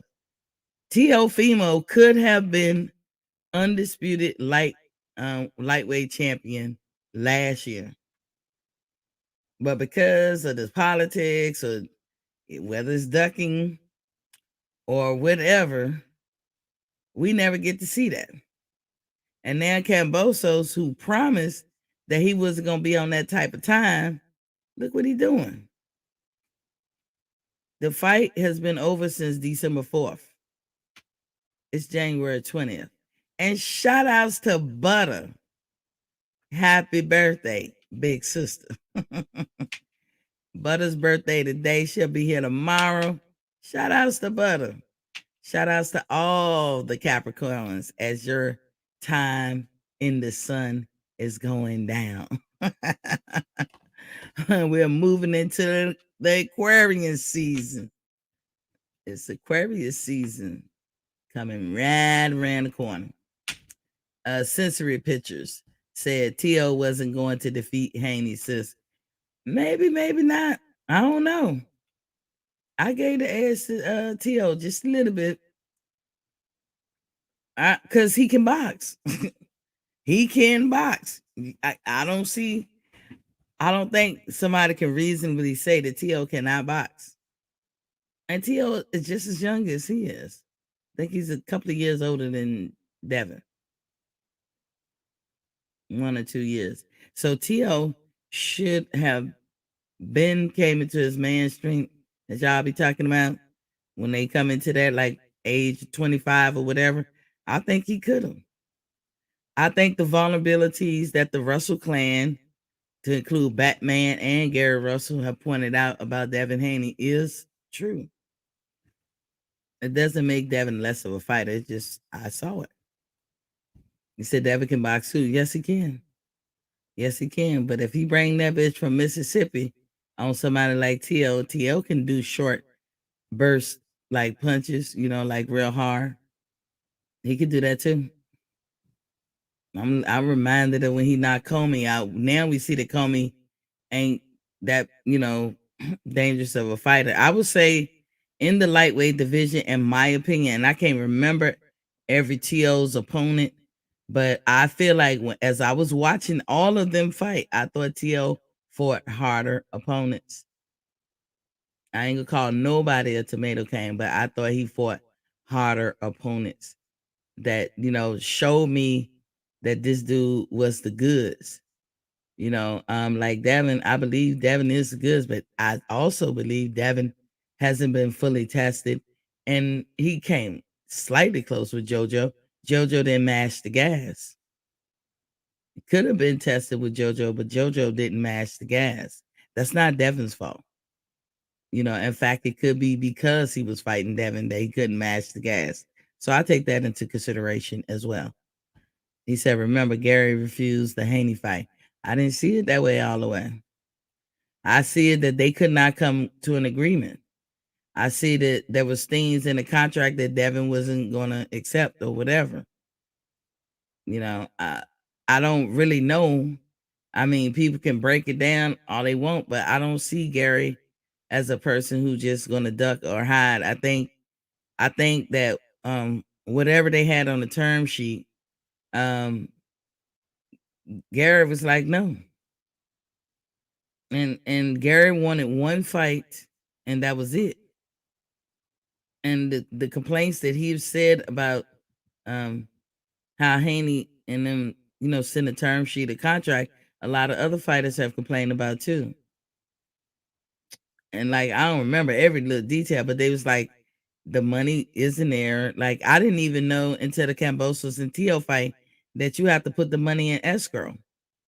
So while people be saying that they putting up their money, others be like, no, you didn't show us that. I didn't know that that's how they do things. He said the money wasn't right. Whatever the reason, I'm a chop it up them two as being that they just couldn't agree on some minor details. Minor to us, big to them. They should have, that was done kind of in the public and we was getting all happy, but it was through that negotiation that I learned really, really quick. Cause I mean, I'm nosy too. I'm listening and like, well, what's going on? Let me see what the contract say. And then after seeing that debacle, I said to myself, it ain't your business. They ain't cutting you in on it. You ain't getting the cut. You ain't make the deal. You ain't doing nothing. That's two grown men handling business. Go and let them two grown men handle that business. And not just for men, for women too. Go behind closed doors, handle your business, and then tell us yay or nay. And whatever the fodder, it will be what it'll be. But that's not a winning combination to try to handle business in the court of public opinion. I think that's a disaster waiting to happen. Because I'm gonna see, like I have how I see it, and you have how you see it. Both of us could be right, both of us could be wrong. We'll never know.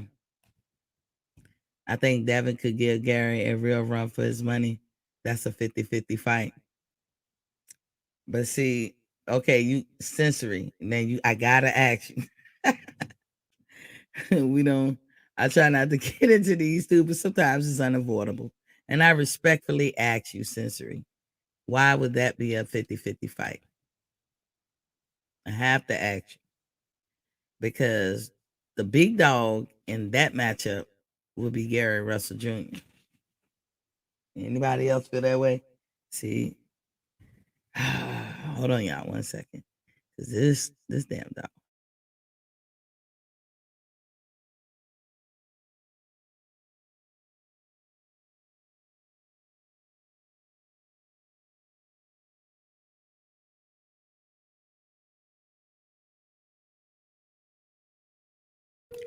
Hold on 1 second, cause my dog gonna rip my shit down. Hold on.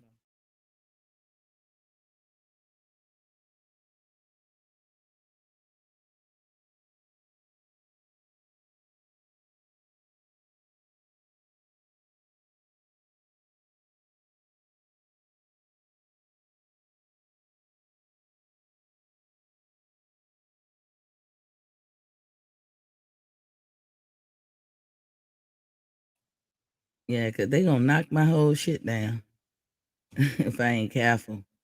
Anyway, sensory, were you able to think about why you think it's a 50-50?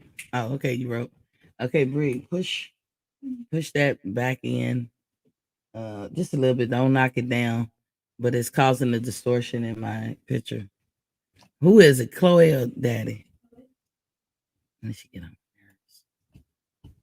You said because the skill sets are about equal, they fight similarly, and both can make timely adjustments. But who is the the top dog in that? That I mean, that's the argument we could say about. I'm just asking you because we have that similar talk about Bud and Spence, and I think this is it's not as emotional as them two matching up. So it's interesting to me that you said 50-50 because you're basically just saying they both skillful and they both got one belt. But who been around longer? Who held their belt longer? Who had more achievements? So who becomes the big dog or A side or whatever in that fight? Who should get the leverage in that fight? They got similar skill sets. The fact that they both can box, that's the similarity to me. I think Gary is a way better boxer than Devin. Said Gary would have been, but Devin is hungry. But hungry don't that's that's a feeling. That's an emotion. I think Gary would be the top dog. So if for the folks to get into the 50-50s and the 60-40s and the 80-20s, looking at this fight, it's not as emotional. It was at one point, but it's not as emotional as, like I said, the Spence and Crawford fight. So if we gonna look at it from who's the big dog, then that would be Gary, not Devin in that matchup. It would be Gary.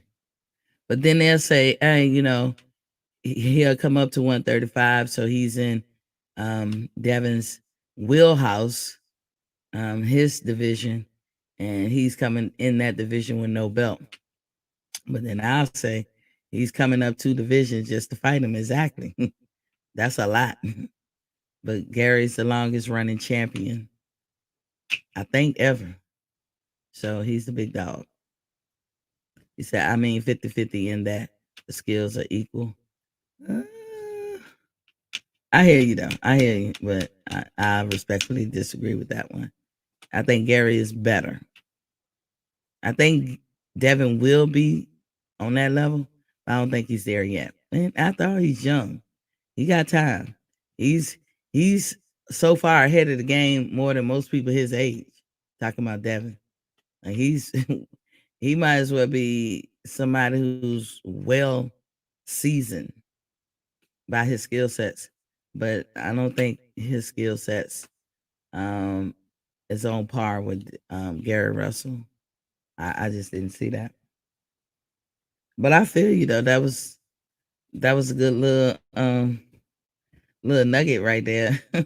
I could see it being 60-40, Gary's favor. And only because, you know, I don't, like I said, I genuinely don't like to even do the 50-50, 60-40, 80-20s or whatever.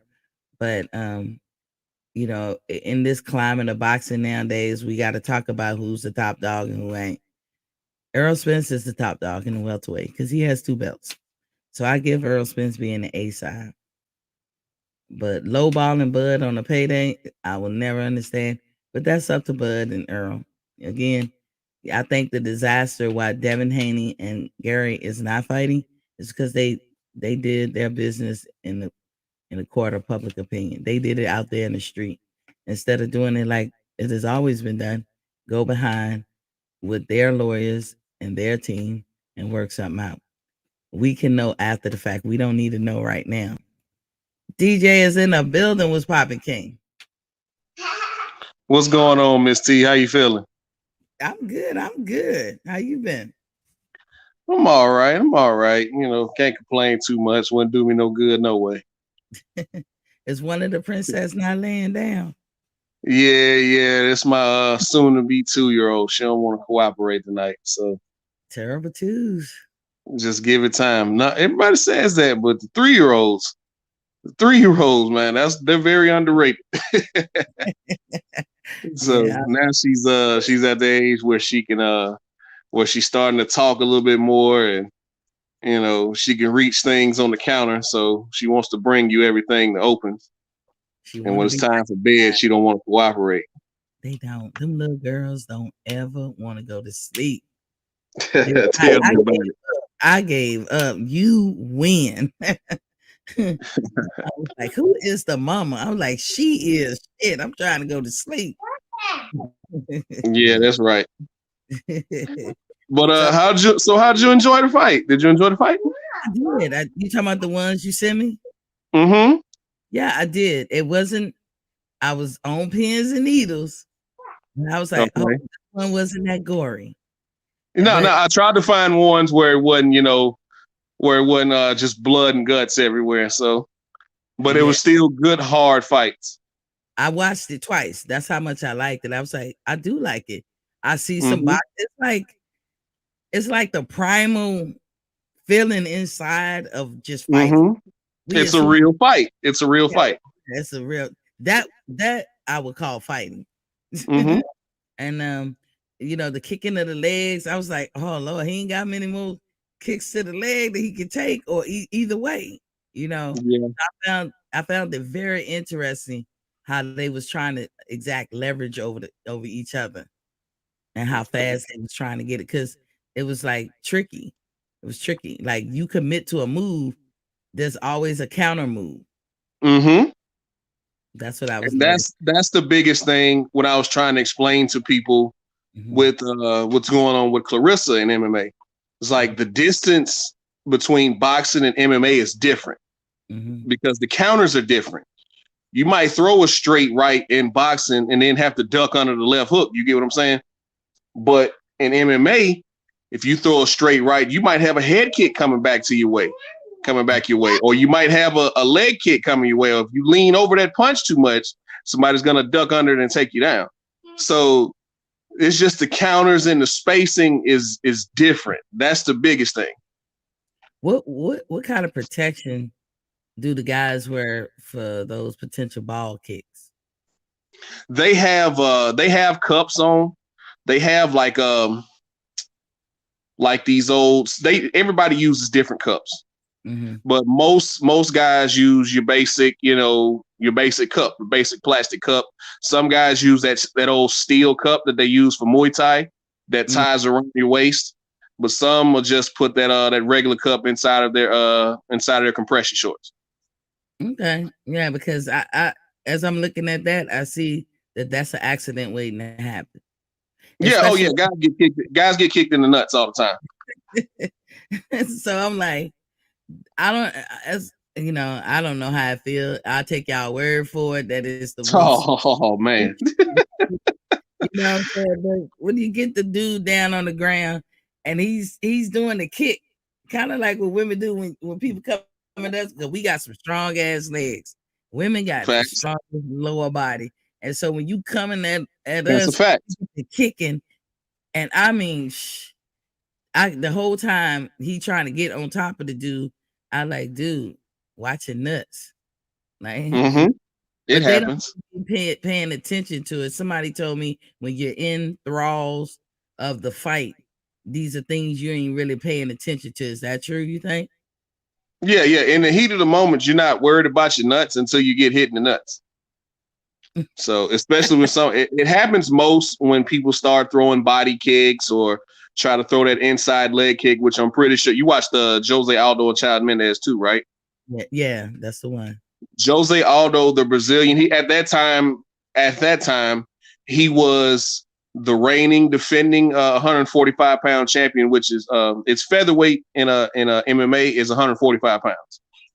So Yeah, at that time, he was the reigning defending long-time champion, hadn't lost in like 20 some odd fights, right? And he's known at that time, he had been known as one of the most vicious leg kickers that the sport had seen.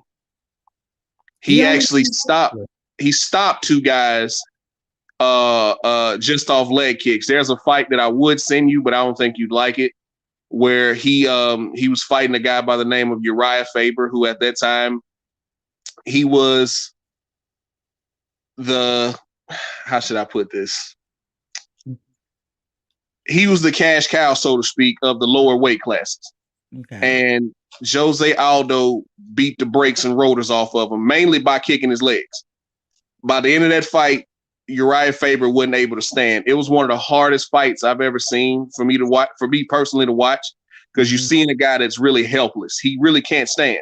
They had to literally pick him up and take him back to his corner between rounds. Oh my goodness. They should have stopped the fight. He was still standing. He was still defending himself, but you could clearly see he was on one leg. What is up? Is that a strategy to stop? What, foot stomps? Mm-hmm. It's 100 completely. It's completely legal. Mm-hmm.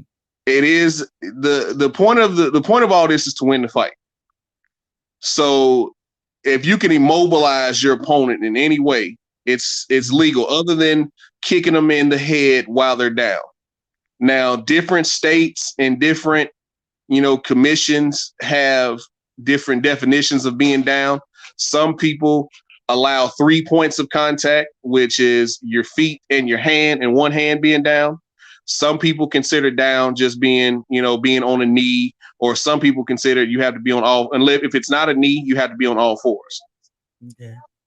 So the leg, going back to the leg kick, I didn't see Aldo do as many as the other guy. It seemed like to me the other guy was doing more, but the other guy, in my opinion, probably would in his other fights do a whole lot leg kicking.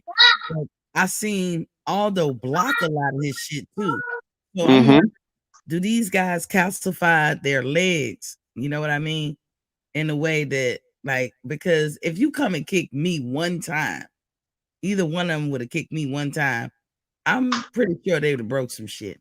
And I'm pretty sure I'd have been bruised for some weeks, but all that leg kicking, I'm not even hearing the sound effect of it really, really hurting. It's just seemed like over time it will wear down. But although he blocked, it's like his kicks was a kick, but it was a block. And it's called checking the kick. It's where you just bring your foot barely up off the mat and you want them to hit the shin. You want them to hit shin on shin rather than hitting the back of your calf or even the inside of your thigh. You want them to hit bone and not meat, if that makes any sense. And these guys calcify that comes from hours and hours and hours just kicking the bag. Okay, the heavy bag. That's why the big heavy bag. They come from hours and hours and hours, and even going back to Thailand and Muay Thai. You see these Muay Thai fighters coming up kicking bamboo trees, trying to harden those shins. Yeah, because you can do it with your hands. Anywhere where you got some kind of bone or cartilage, you can calcify your shit so that it doesn't hurt. You can do it with your head, and you don't even have to do it hard. Like I know some boxers have done that in the past or whatever. You get what they call that big moose knuckle. All boxers and fighters, period, who, you know, if you've hit the bag over amount of time, been in a lot of fights, you get that one big knuckle. You get what I'm saying? You get that one, and that just comes from over time, just hitting the bag and just fighting. Yeah. That fight, DJ, was interesting. It was. I didn't get squeamish. I got nervous when I watched it again, and I said, "Oh, you know," because I needed to see what he called. I thought the ref was picking. I was like, "Why the fuck? Get the fuck out the way! They in the middle." But that the eye poking now. Yeah, the eye pokes are a problem because they've tried to go to they warn guys all the time, you're supposed to keep your hands up like you're giving a high five.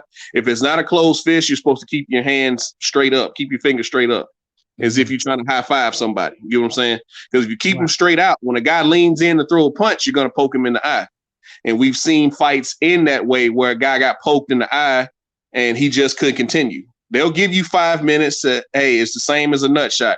Hey, you got 5 minutes, take your time, recover. But that happens a lot more in the sport than it should. But you can't close the fingers because then again, it'll take away the grappling aspect of MMA. Right. But why is your hands up there near the face then? I mean, just have it out to the side, right? Is everybody holds their guard different. It's kind of like in boxing. Some guys use the high guard. Other guys will have one hand up at shoulder height, and the other guy have it down by his waist. And some guys will just walk forward with their hands straight up by their head. It's just different types of guards because you got to be able to check kick. I mean, you got to be able to catch kicks, be able to stop takedowns at the same time. Because if you have your hands too high, the guy's gonna duck up under you and take you down. So you got to have them at mid range. Because if a guy ducks up under you, tries to take you down, you got to be able to get your hooks up under him and be able to stop him from taking you down. One thing go ahead. Sorry. I was gonna say one thing I can say about watching this fight. I'm gonna be watching a lot of fights, but one thing I do see, talk about paying attention to detail. Like if ever you understand that phrase, you better understand it in UFC. And I'm gonna say more than boxing, because sometimes you can take a low moment in boxing. You shouldn't, but you could take one. And you know, guys, you know, when they be trying to catch their breath or whatever, there's all different type of tactics you can use in boxing. I don't see you being able to do that in UFC. Do you think that's accurate? Yeah, because it's different ways that you can take a risk, so to speak. Say if you get to I've seen it happen several times where if a guy gets tired, he'll just grab a hold of a guy and just hold him on the cage. Well, in some fights, that could be the most grueling aspect of a fight because you're constantly fighting, trying to keep this guy from taking you down to the ground, which you don't want to go. And some places, the guy who's doing that is just trying to rest. If you're out striking him, if you've been piecing him up pretty good, he'll do his best, his or her best to take you to the cage and just hold you there. Not really throw a lot of punches, but just hold you there, just lean on you, make you carry their weight. Because at that point, they may be tired and maybe trying to get a rest. Or you can just flat out take them down and just lay on top of them. Now, some situations, the ref will stand them up if you're not working to advance your position, which we call passing the guard. In jiu-jitsu and in MMA, they call it passing the guard. You're trying to get to a certain spot to where you can inflict damage or just put them in a submission, choke them out, or snap an arm off, right? So a lot of people don't do that. They'll just lay on top of them trying to get a rest. I'm not a fan of refs standing people up because somebody took you down and you don't want to be there. You got to work to get yourself back up.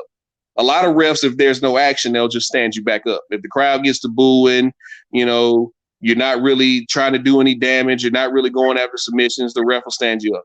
I'm not a fan of that.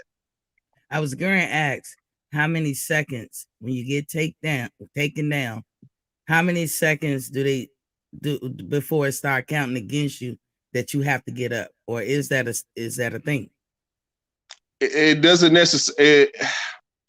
As long as the way the scoring works now in MMA, which I personally don't agree with, as long as you're on your back, you're losing. That's the way the judges see it. I'm not saying it's right. I'm not saying it's wrong, but that's just the way the judges see it. If you're not throwing up submissions, trying to get this person off of you, if you're just kind of laying there and kind of trying to throw punches or just hold them in what we call your guard, if you're just trying to hold them down on top of you until the ref stands you up, you're losing. You're wasting time. And in 3-round fights, time is precious. You only got 15 minutes if it's not a title fight or a main event. This was a 5-round fight. This was a 5-round fight. Those are title fights and main event fights. Okay. In the UFC, they have 5-round main events. But everywhere else, unless it's a title fight, it's only 3 rounds. Title fights are the only fights that are 5 rounds. And they all are 5 minutes apiece. All 5 minutes apiece. That's right. Even the women. Even the women. Even the women. See, hey, that's one thing. Like, I be thinking, how many times can you get hit in the head? Like, in boxing, if you hit somebody and there's no response after so many seconds or so many hits, the ref can stop. But is that true in UFC or MMA? You have to intelligently defend yourself, the same as boxing. If you out of it and your body's just taking over in kind of like a fight or flight situation, they'll stop the fight. If they see that you're really not there, they'll stop the fight. But in a lot of cases, you see a guy or a girl who gets knocked down to the ground and they just turtle up and they're just covering themselves. Like in boxing, you can do that. In boxing, you just sit back on the ropes with the high guard and let a guy girl tee off on you and they won't stop the fight. MMA, if you just lay on the cage and they'll tell you, you got to show me something. You got to show me something. You got to fight back. You got to defend yourself. If you just turtle up or you just put your guard up and just sit there and take punishment, they'll stop the fight. I know, and this probably gonna sound like a crazy question. Are they allowed? Because this is what I'm scared to see. Somebody on the ground and somebody taking their foot, especially like with their heel, and stomping somebody in the head. Is that allowed? You can't do that in America. Ooh. So you can't do that in America. That those soccer kicks, like there was an old organization in Japan, which a lot of MMA fans started watching, called Pride. You were able to kick somebody in the face while they were on the ground. Like there's an MMA promotion. There's an MMA promotion in Asia called One Fighting Championship, where Demetrius Mighty Mouse Johnson and Eddie Alvarez, where those guys are now, and John Lineker, where those guys are now, where you're still allowed to do that. You're still allowed to knee and kick a guy in the head while they're on the ground. But in America, your American promotions and the unified rules of MMA in America, you're not allowed to knee or kick anybody in the head while they're considered as a downed opponent. Cool. Then that was a fear, because at that point, it's just a kill. Yeah. Kill, man. I don't want to see no death. Elbows, but your hands, and your elbows are completely legal. Okay, yeah. I seen a move today. I was like I said, in order for me to get acclimated real good as we go on, and I'm so glad you came on and talked to me about this, because it is something to watch, y'all. I think for Miss T, for me years ago when I caught the glimpse, I was at the creme de la creme. I don't know what fight I was watching, but it did something to me. I was just about to ask you that. Do you remember what fight you were watching? No, it was a couple of fights, because I like fights. I mean, when you're growing up in the hood, people get fight, you be sitting there nosy, you looking. When I was coming up in elementary, we always fought, always. And I was one of the few girls that would actually throw them hands and get in there and fight. But the was they always fought. But I was like, fuck it, yeah, I loved it, because I think it's innate in humans anyway to want to fight. So I'm sitting there watching. This probably was like about 8 years ago, because I was in my 40s. It was about like 8 years ago. And I'm watching, and I seen one fight where somebody violently threw up. Now, I don't like to throw up. Like I would think most people don't. But have you ever had if you ever experience I'm gonna say radiation or chemo or something like that for a while, I ain't gonna say I don't know if it's forever, but for Mm-hmm. a long time, even to this day, it's not as worse as when I was younger. But even to this day, there's times when I start heaving, and I thought it was me, but then, I met other cancer survivors or people who've been through radiation and chemo, and they was like, me too, I go through that. And what we notice is if you just pop a soda, some Sprite or a Coke, Mm-hmm. go away. But you be like, and it be nothing coming, and it is so painful. And so I know that kind of, when I see it, and this dude bot out, kicked him in the stomach, and that dude went to heathen. I almost Yeah. heaved up Oh right man, there. I wish I knew what fight you were talking about. But Yeah. I want to say about 5 years ago, might have been 4 or 5 years ago.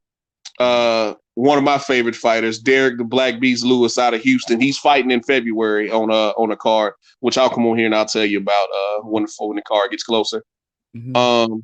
He got kicked in the stomach and he bent over in pain. Everybody thought he was hurt because he got hit in the liver. And he was like, "No, I just had to do number two." I know. So when the guy kicked him in the stomach, he was like, "Yeah, that just kind of upset my stomach, and I had to do number two." But he didn't go in the ring. He But everybody just thought he was hurt from the kick. He was like, "Nah, I just had to go number two. My stomach was hurt, and I had to boo boo." you when you be moving shit around in there, and I can tell you just from having organs removed from me and not being, like weird with the discussion, but I could tell you that just to even touch your insides is bruising. And so when you move your insides, so like what he's saying, what you're saying is dude got kicked in the stomach so hard. It sent him into a I gotta have a bowel movement moment. He's an adult, Mm-hmm. controlled it, but the fact that it moves some shit around, ooh, ooh, Yeah, at least he was but able to tell he ended up knocking the guy out. Man, ended up bouncing his head it. off the canvas a couple times. he Yeah. said, he said, hold tight, I gotta get some shit straight. Hold up. I gotta move Oh around. no, ain't no hold tight. You better fight back or get knocked out. In a lot of ways, even though the sport of MMA is still young, it's still, I don't even think it's 30 years old yet as an organized sport. They've had far less deaths than boxing, and in a lot of ways, it's a lot safer than boxing because there's so many ways you can lose. Losses really don't matter in MMA. Like the champion now, the 155-pound champion, which is the lightweight division in MMA, he has 8 losses. Mm. Losses really don't matter because there's so many ways you can lose. If you get knocked down in MMA, they don't just let you stand back up. It's up to your opponent whether or not he wants you to stand back up. Because if you're a great grappler, no, why would I go to the ground with you? You can't outstrike me. Stand up. He'll step back, tell the referee, tell him stand up. Damn. So, but if he doesn't want you to stand up, if you get knocked down, they're then allowed to do what they call follow-up shots, right? And if they want to nail your head to the floor and go ahead and put you out, that's merciful. That's seen as merciful. Don't keep letting this guy. That's why I say it's safer than boxing. Don't keep letting this guy get back up and take this ass whooping. Let me go ahead and put him out. Go out on me sword. Yeah, go out on your shield. Come back with your shield or own it. Yeah. But in the end of the day, this is how I'm starting to feel about boxing. You guys been saying this for a while. You are one of the people that been saying, yo, come on over to the MMA. Well, shit, I'm moseying on over there. I was walking slow, DJ. I was slow walking. I'm coming on over there. Fred been saying it too. A lot of people been saying it, but I like to make up my own mind. I love boxing that much. But talk about emotions. I thought women are emotional. I thought we were emotional. I think all people are emotional to be, as a matter of fact. I think we equally are emotional across the board, but I think women just does extra because the way we're designed. It can go to 10 real quick. None of them hormones. Look, I'd have thought about killing folks when I was pregnant and shit. And then like later, man. like I thought that. Yeah, I've been with my wife through 2 pregnancies and been around all my sisters through pregnancies. So you know how it's just woo boy. It's like, you know what? I'm gonna leave and I'm gonna come back another day. I used to make the joke all the time. I was like, I don't want no more kids. That last pregnancy was hard on me. But you know what? You are pregnant. Men gotta start thinking of that because you could gain the weight. You could you had a cravings. Something do be happening to y'all too. Nah, that pregnancy was hard on me. My wife was hard on me during this last baby. I have looked at my daughter's father, and if he knew what the fuck I was thinking, I was up under the jail. And then months later, I was like, I thought that. But so I understand that women can be more emotional. I see where that comes from. But I think in generally speaking, when you're not pregnant or nothing going on traumatic or a change in your life or whatever, I think men and women can be equally emotional. I think we just have differences in what we are emotional about. But when men be like, that's something bitches do. Bitches do that. Y'all emotional. You know what? All of boxing, except for a handful of people, are some emotional, tantrum throwing crybabies. And I'm about to say, yeah, it's ego. It's ego. I don't think it's more so emotional. I just think it's ego. Everybody believes that they're the alpha dog, but there can't be more than one alpha. You get what I'm saying? So I mean, it's just ego. Like a lot of this stuff, especially when with Kambosos and Devin, it's just ego talking. That's the main reason these fights don't get made. Nobody wants to feel like they got took.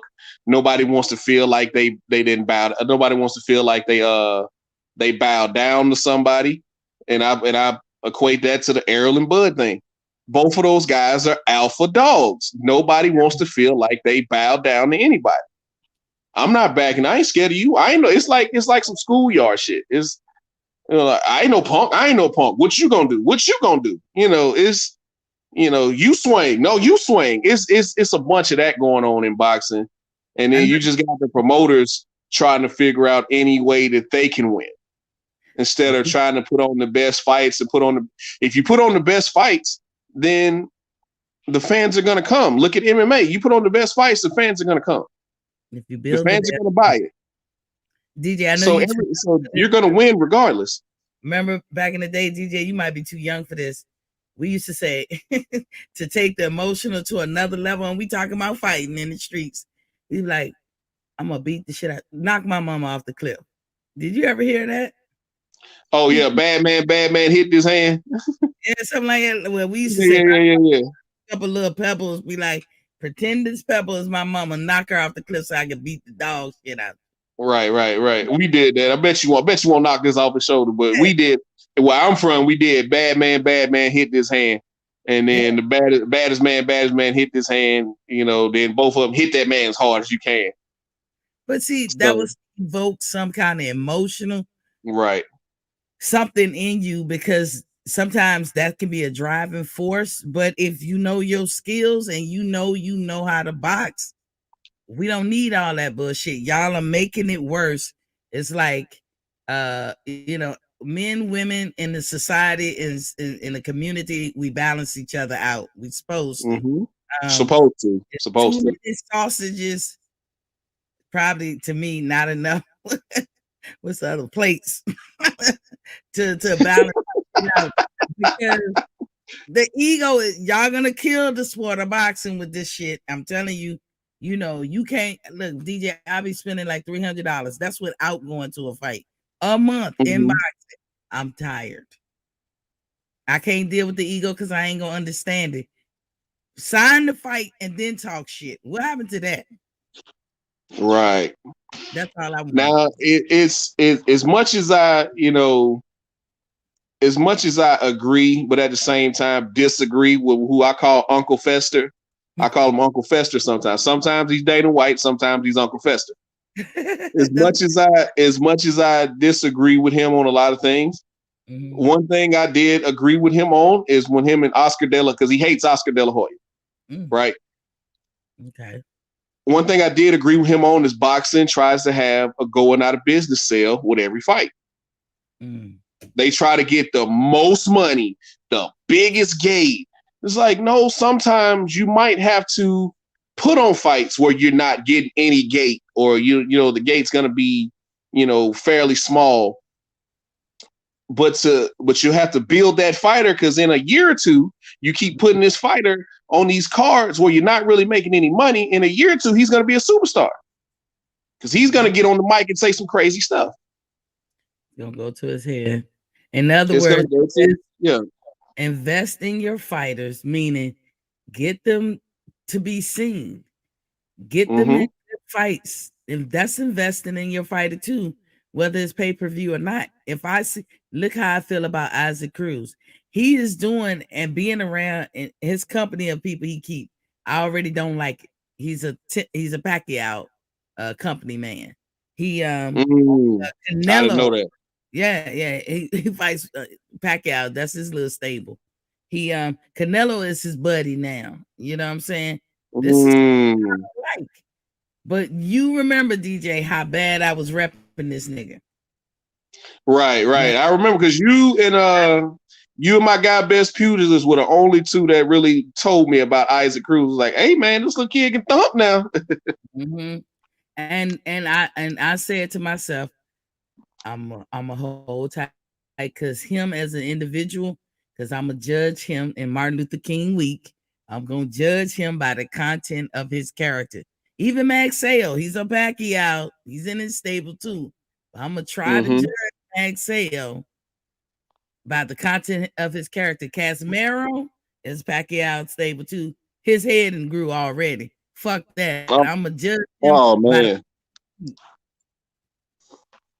But it's not that his head is grown. It's just we're now starting to see who he really is. Because I firmly believe money doesn't change you; it brings out who you really are. Michelle Obama said that. We're really starting to see who he is as a person. Yeah. So and nothing wrong. Just as a note, because I know DJ still got you going to work tonight and stuff, right? No. I'm off tonight. You off tonight?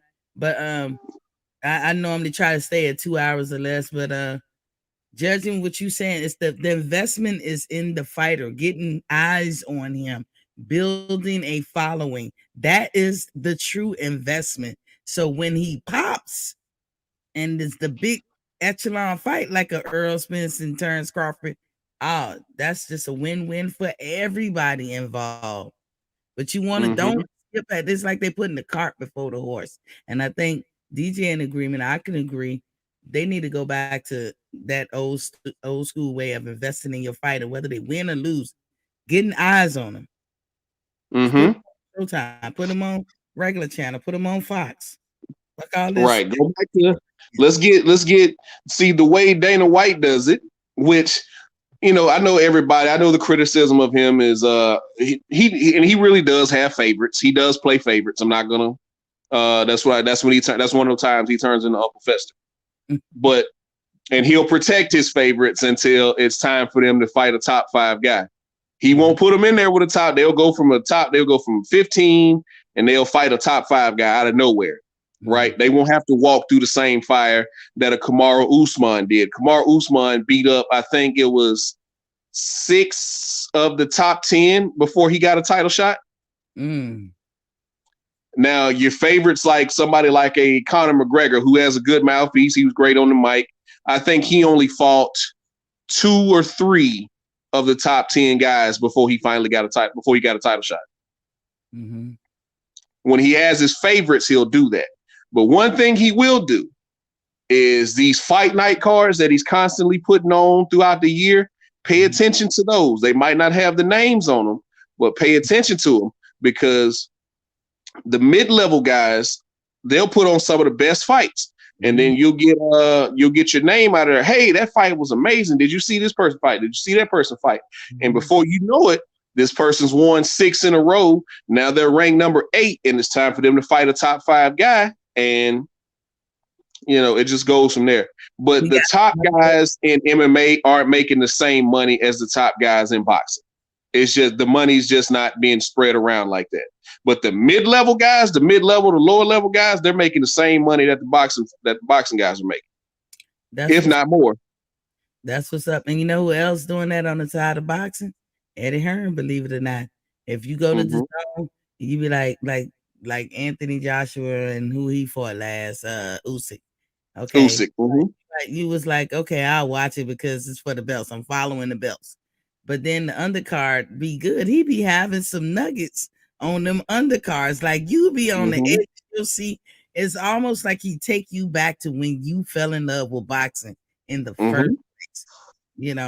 And hey, that is the winning strategy. If any of them ever listen, you fans telling y'all need to go back to the way y'all used to do things in regards to building your brand, investing in your fighter, getting eyes on them, putting them on undercards, putting them on regular TV.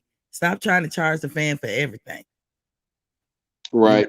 And I go back to 2020, right? When after the pandemic hit. Everybody's been saying, I've been hearing a lot of people say on different channels, Al Heyman's got 250 fighters. He's got way too many fighters, right?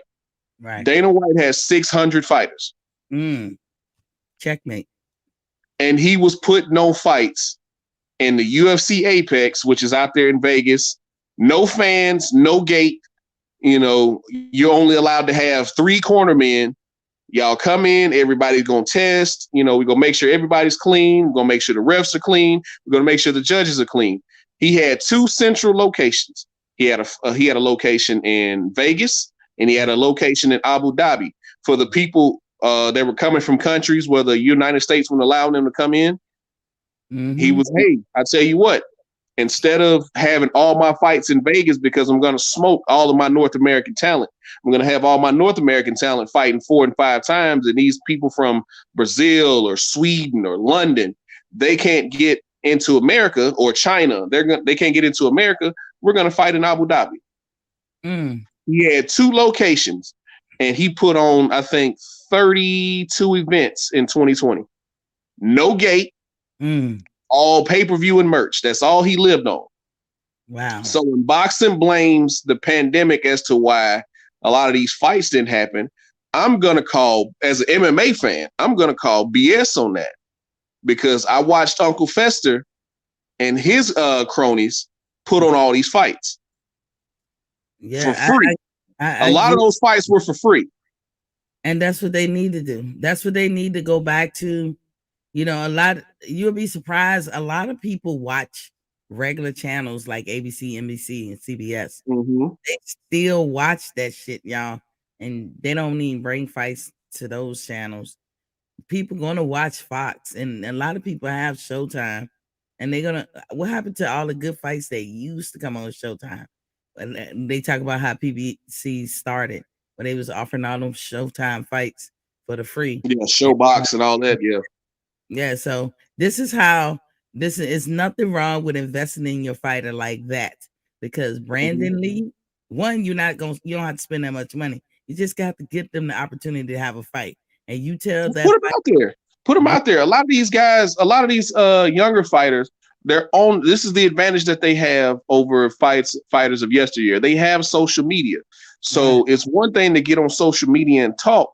But if they can't see your work, if they got to depend on highlights from YouTube, then, it's kind of like an out of sight, out of mind thing. We got to get in there and we got to actually see you work. Like, what's his name? The tall kid that keeps getting all the fights. Fundora. Fundura's fought what, 6 times in the past 2 years or something crazy like that? Though, because people try to figure out the remedy to Jack and the Beanstalk. That motherfucker. But boxing has this overinflated opinion of itself. Like every fight has to be, this epic, shut down the city, shut down the internet type of deal. And it doesn't. Just put on good fights that people want to see. Put on these matchups that people want to see. And another thing that MMA has over boxing, like every title fight is for undisputed. There ain't 4 belts in a weight class. There's one belt, one champion, one belt. And I love what Bellator does. Bellator is another good MMA promotion. I'll send you some fights from them as well. Okay. One thing that Bellator does that I really love is they do a tournament every year. They'll have the champion and the top 7 or 8 guys from that weight class. They'll put them all in a tournament, and the champion has to fight in the tournament. Now that makes so by the time he makes it to the final round, he would have defended his belt twice already. That's good business. I love Bellator's tournaments. That's good entertainment. That comes on Showtime, right? Yes, that's the one that comes on Showtime. The only reason I've kept Showtime is because of Bellator. I could catch that because I got Showtime. I could start setting up my TVs to record that whenever it come on. But yeah, DJ, I learned a lot. I would like for you to come back every week when you can. I know you're busy. Yes, ma'am. Yes, ma'am. Anytime I can, I'll come back in and we'll talk more about it. Make sure you watch those other 2 fights because that Jones Gustafsson fight was one of my favorite fights, if not my favorite fight ever in MMA. Is it? Yeah, I'm gonna watch. Like I did watch that the Aldo dude twice because sometimes they move so fast. You like, did I see what did I miss? Those little guys are fast. Anything 145 and below, those guys are fast. So I was like, let me get with it and all that. So now I know, it's good for me to know too that there won't be no stomping of the head. Cause no, you won't see that. You won't see that in Bellator or the UFC, the 2 major or PFL. The major MMA promotions in America, you won't see that because that's been banned. But over in Asia and Russia and some in Japan, they still do it. Cool. Because you guys and I'm gonna get up out of here because I'm over 2 hours and like I said, okay, all right. But thanks, DJ, for coming in and breaking it down. Yes, ma'am. Oh, you know what? In a month, I'm gonna be debating with you, DJ, and be able to hold. I look forward to it. I'm gonna get into it because boxing, you guys you broke my heart. You broke It's a big fight this weekend too, Miss T, the heavyweight championship of the world for the UFC. Now, does that cost anything? Yeah, it'll be on pay-per-view, and they just went up on their pay-per-view. It used to be all of their pay-per-views were like $65. Now they've gone up to 75. So I can't promise. But this is the thing, though. You're getting 2 title fights on that card this weekend. Okay, I think about it. I can't promise nothing because I don't even like to pay that much money for big boxing matches. But I always pay. Like I bought Tank, I bought Canelo. Why? Because I was supporting Caleb. I did buy the Ortiz. That was easy. That was $40. A lot of time I've been trying to be real strategic. Like when the fall just was getting started, when I tell you I spent money on some fights. Oh yeah, some money on some fights. But I'm gonna slowly get into it. I'm gonna actually because like I said, I can do on demand too and go back and watch any Bellators that they might have had on. So I'm gonna check that out. Boxing, you guys are breaking my heart. It's like one of them things. It's like the batterer. I'm gonna say husband because I'm a woman. So I'm gonna say like the battered women that be in marriages or relationships, but you keep coming back. That's me with boxing. That is me with boxing. I love it that much. I'm gonna keep coming back. But I took a stand. No more PBC for me into Earl and Bud fight. When that happens, then I'll get off my soapbox. Well, all right, Miss T, you have a great night. And like I said, I'll come back on Monday and if you watch the card, we'll talk about it. Or if not, just do your homework. Watch those other 2 fights and we'll talk about those. I'm flexible, DJ. I know y'all working. Look, I don't have no job, y'all. So I'm flexible.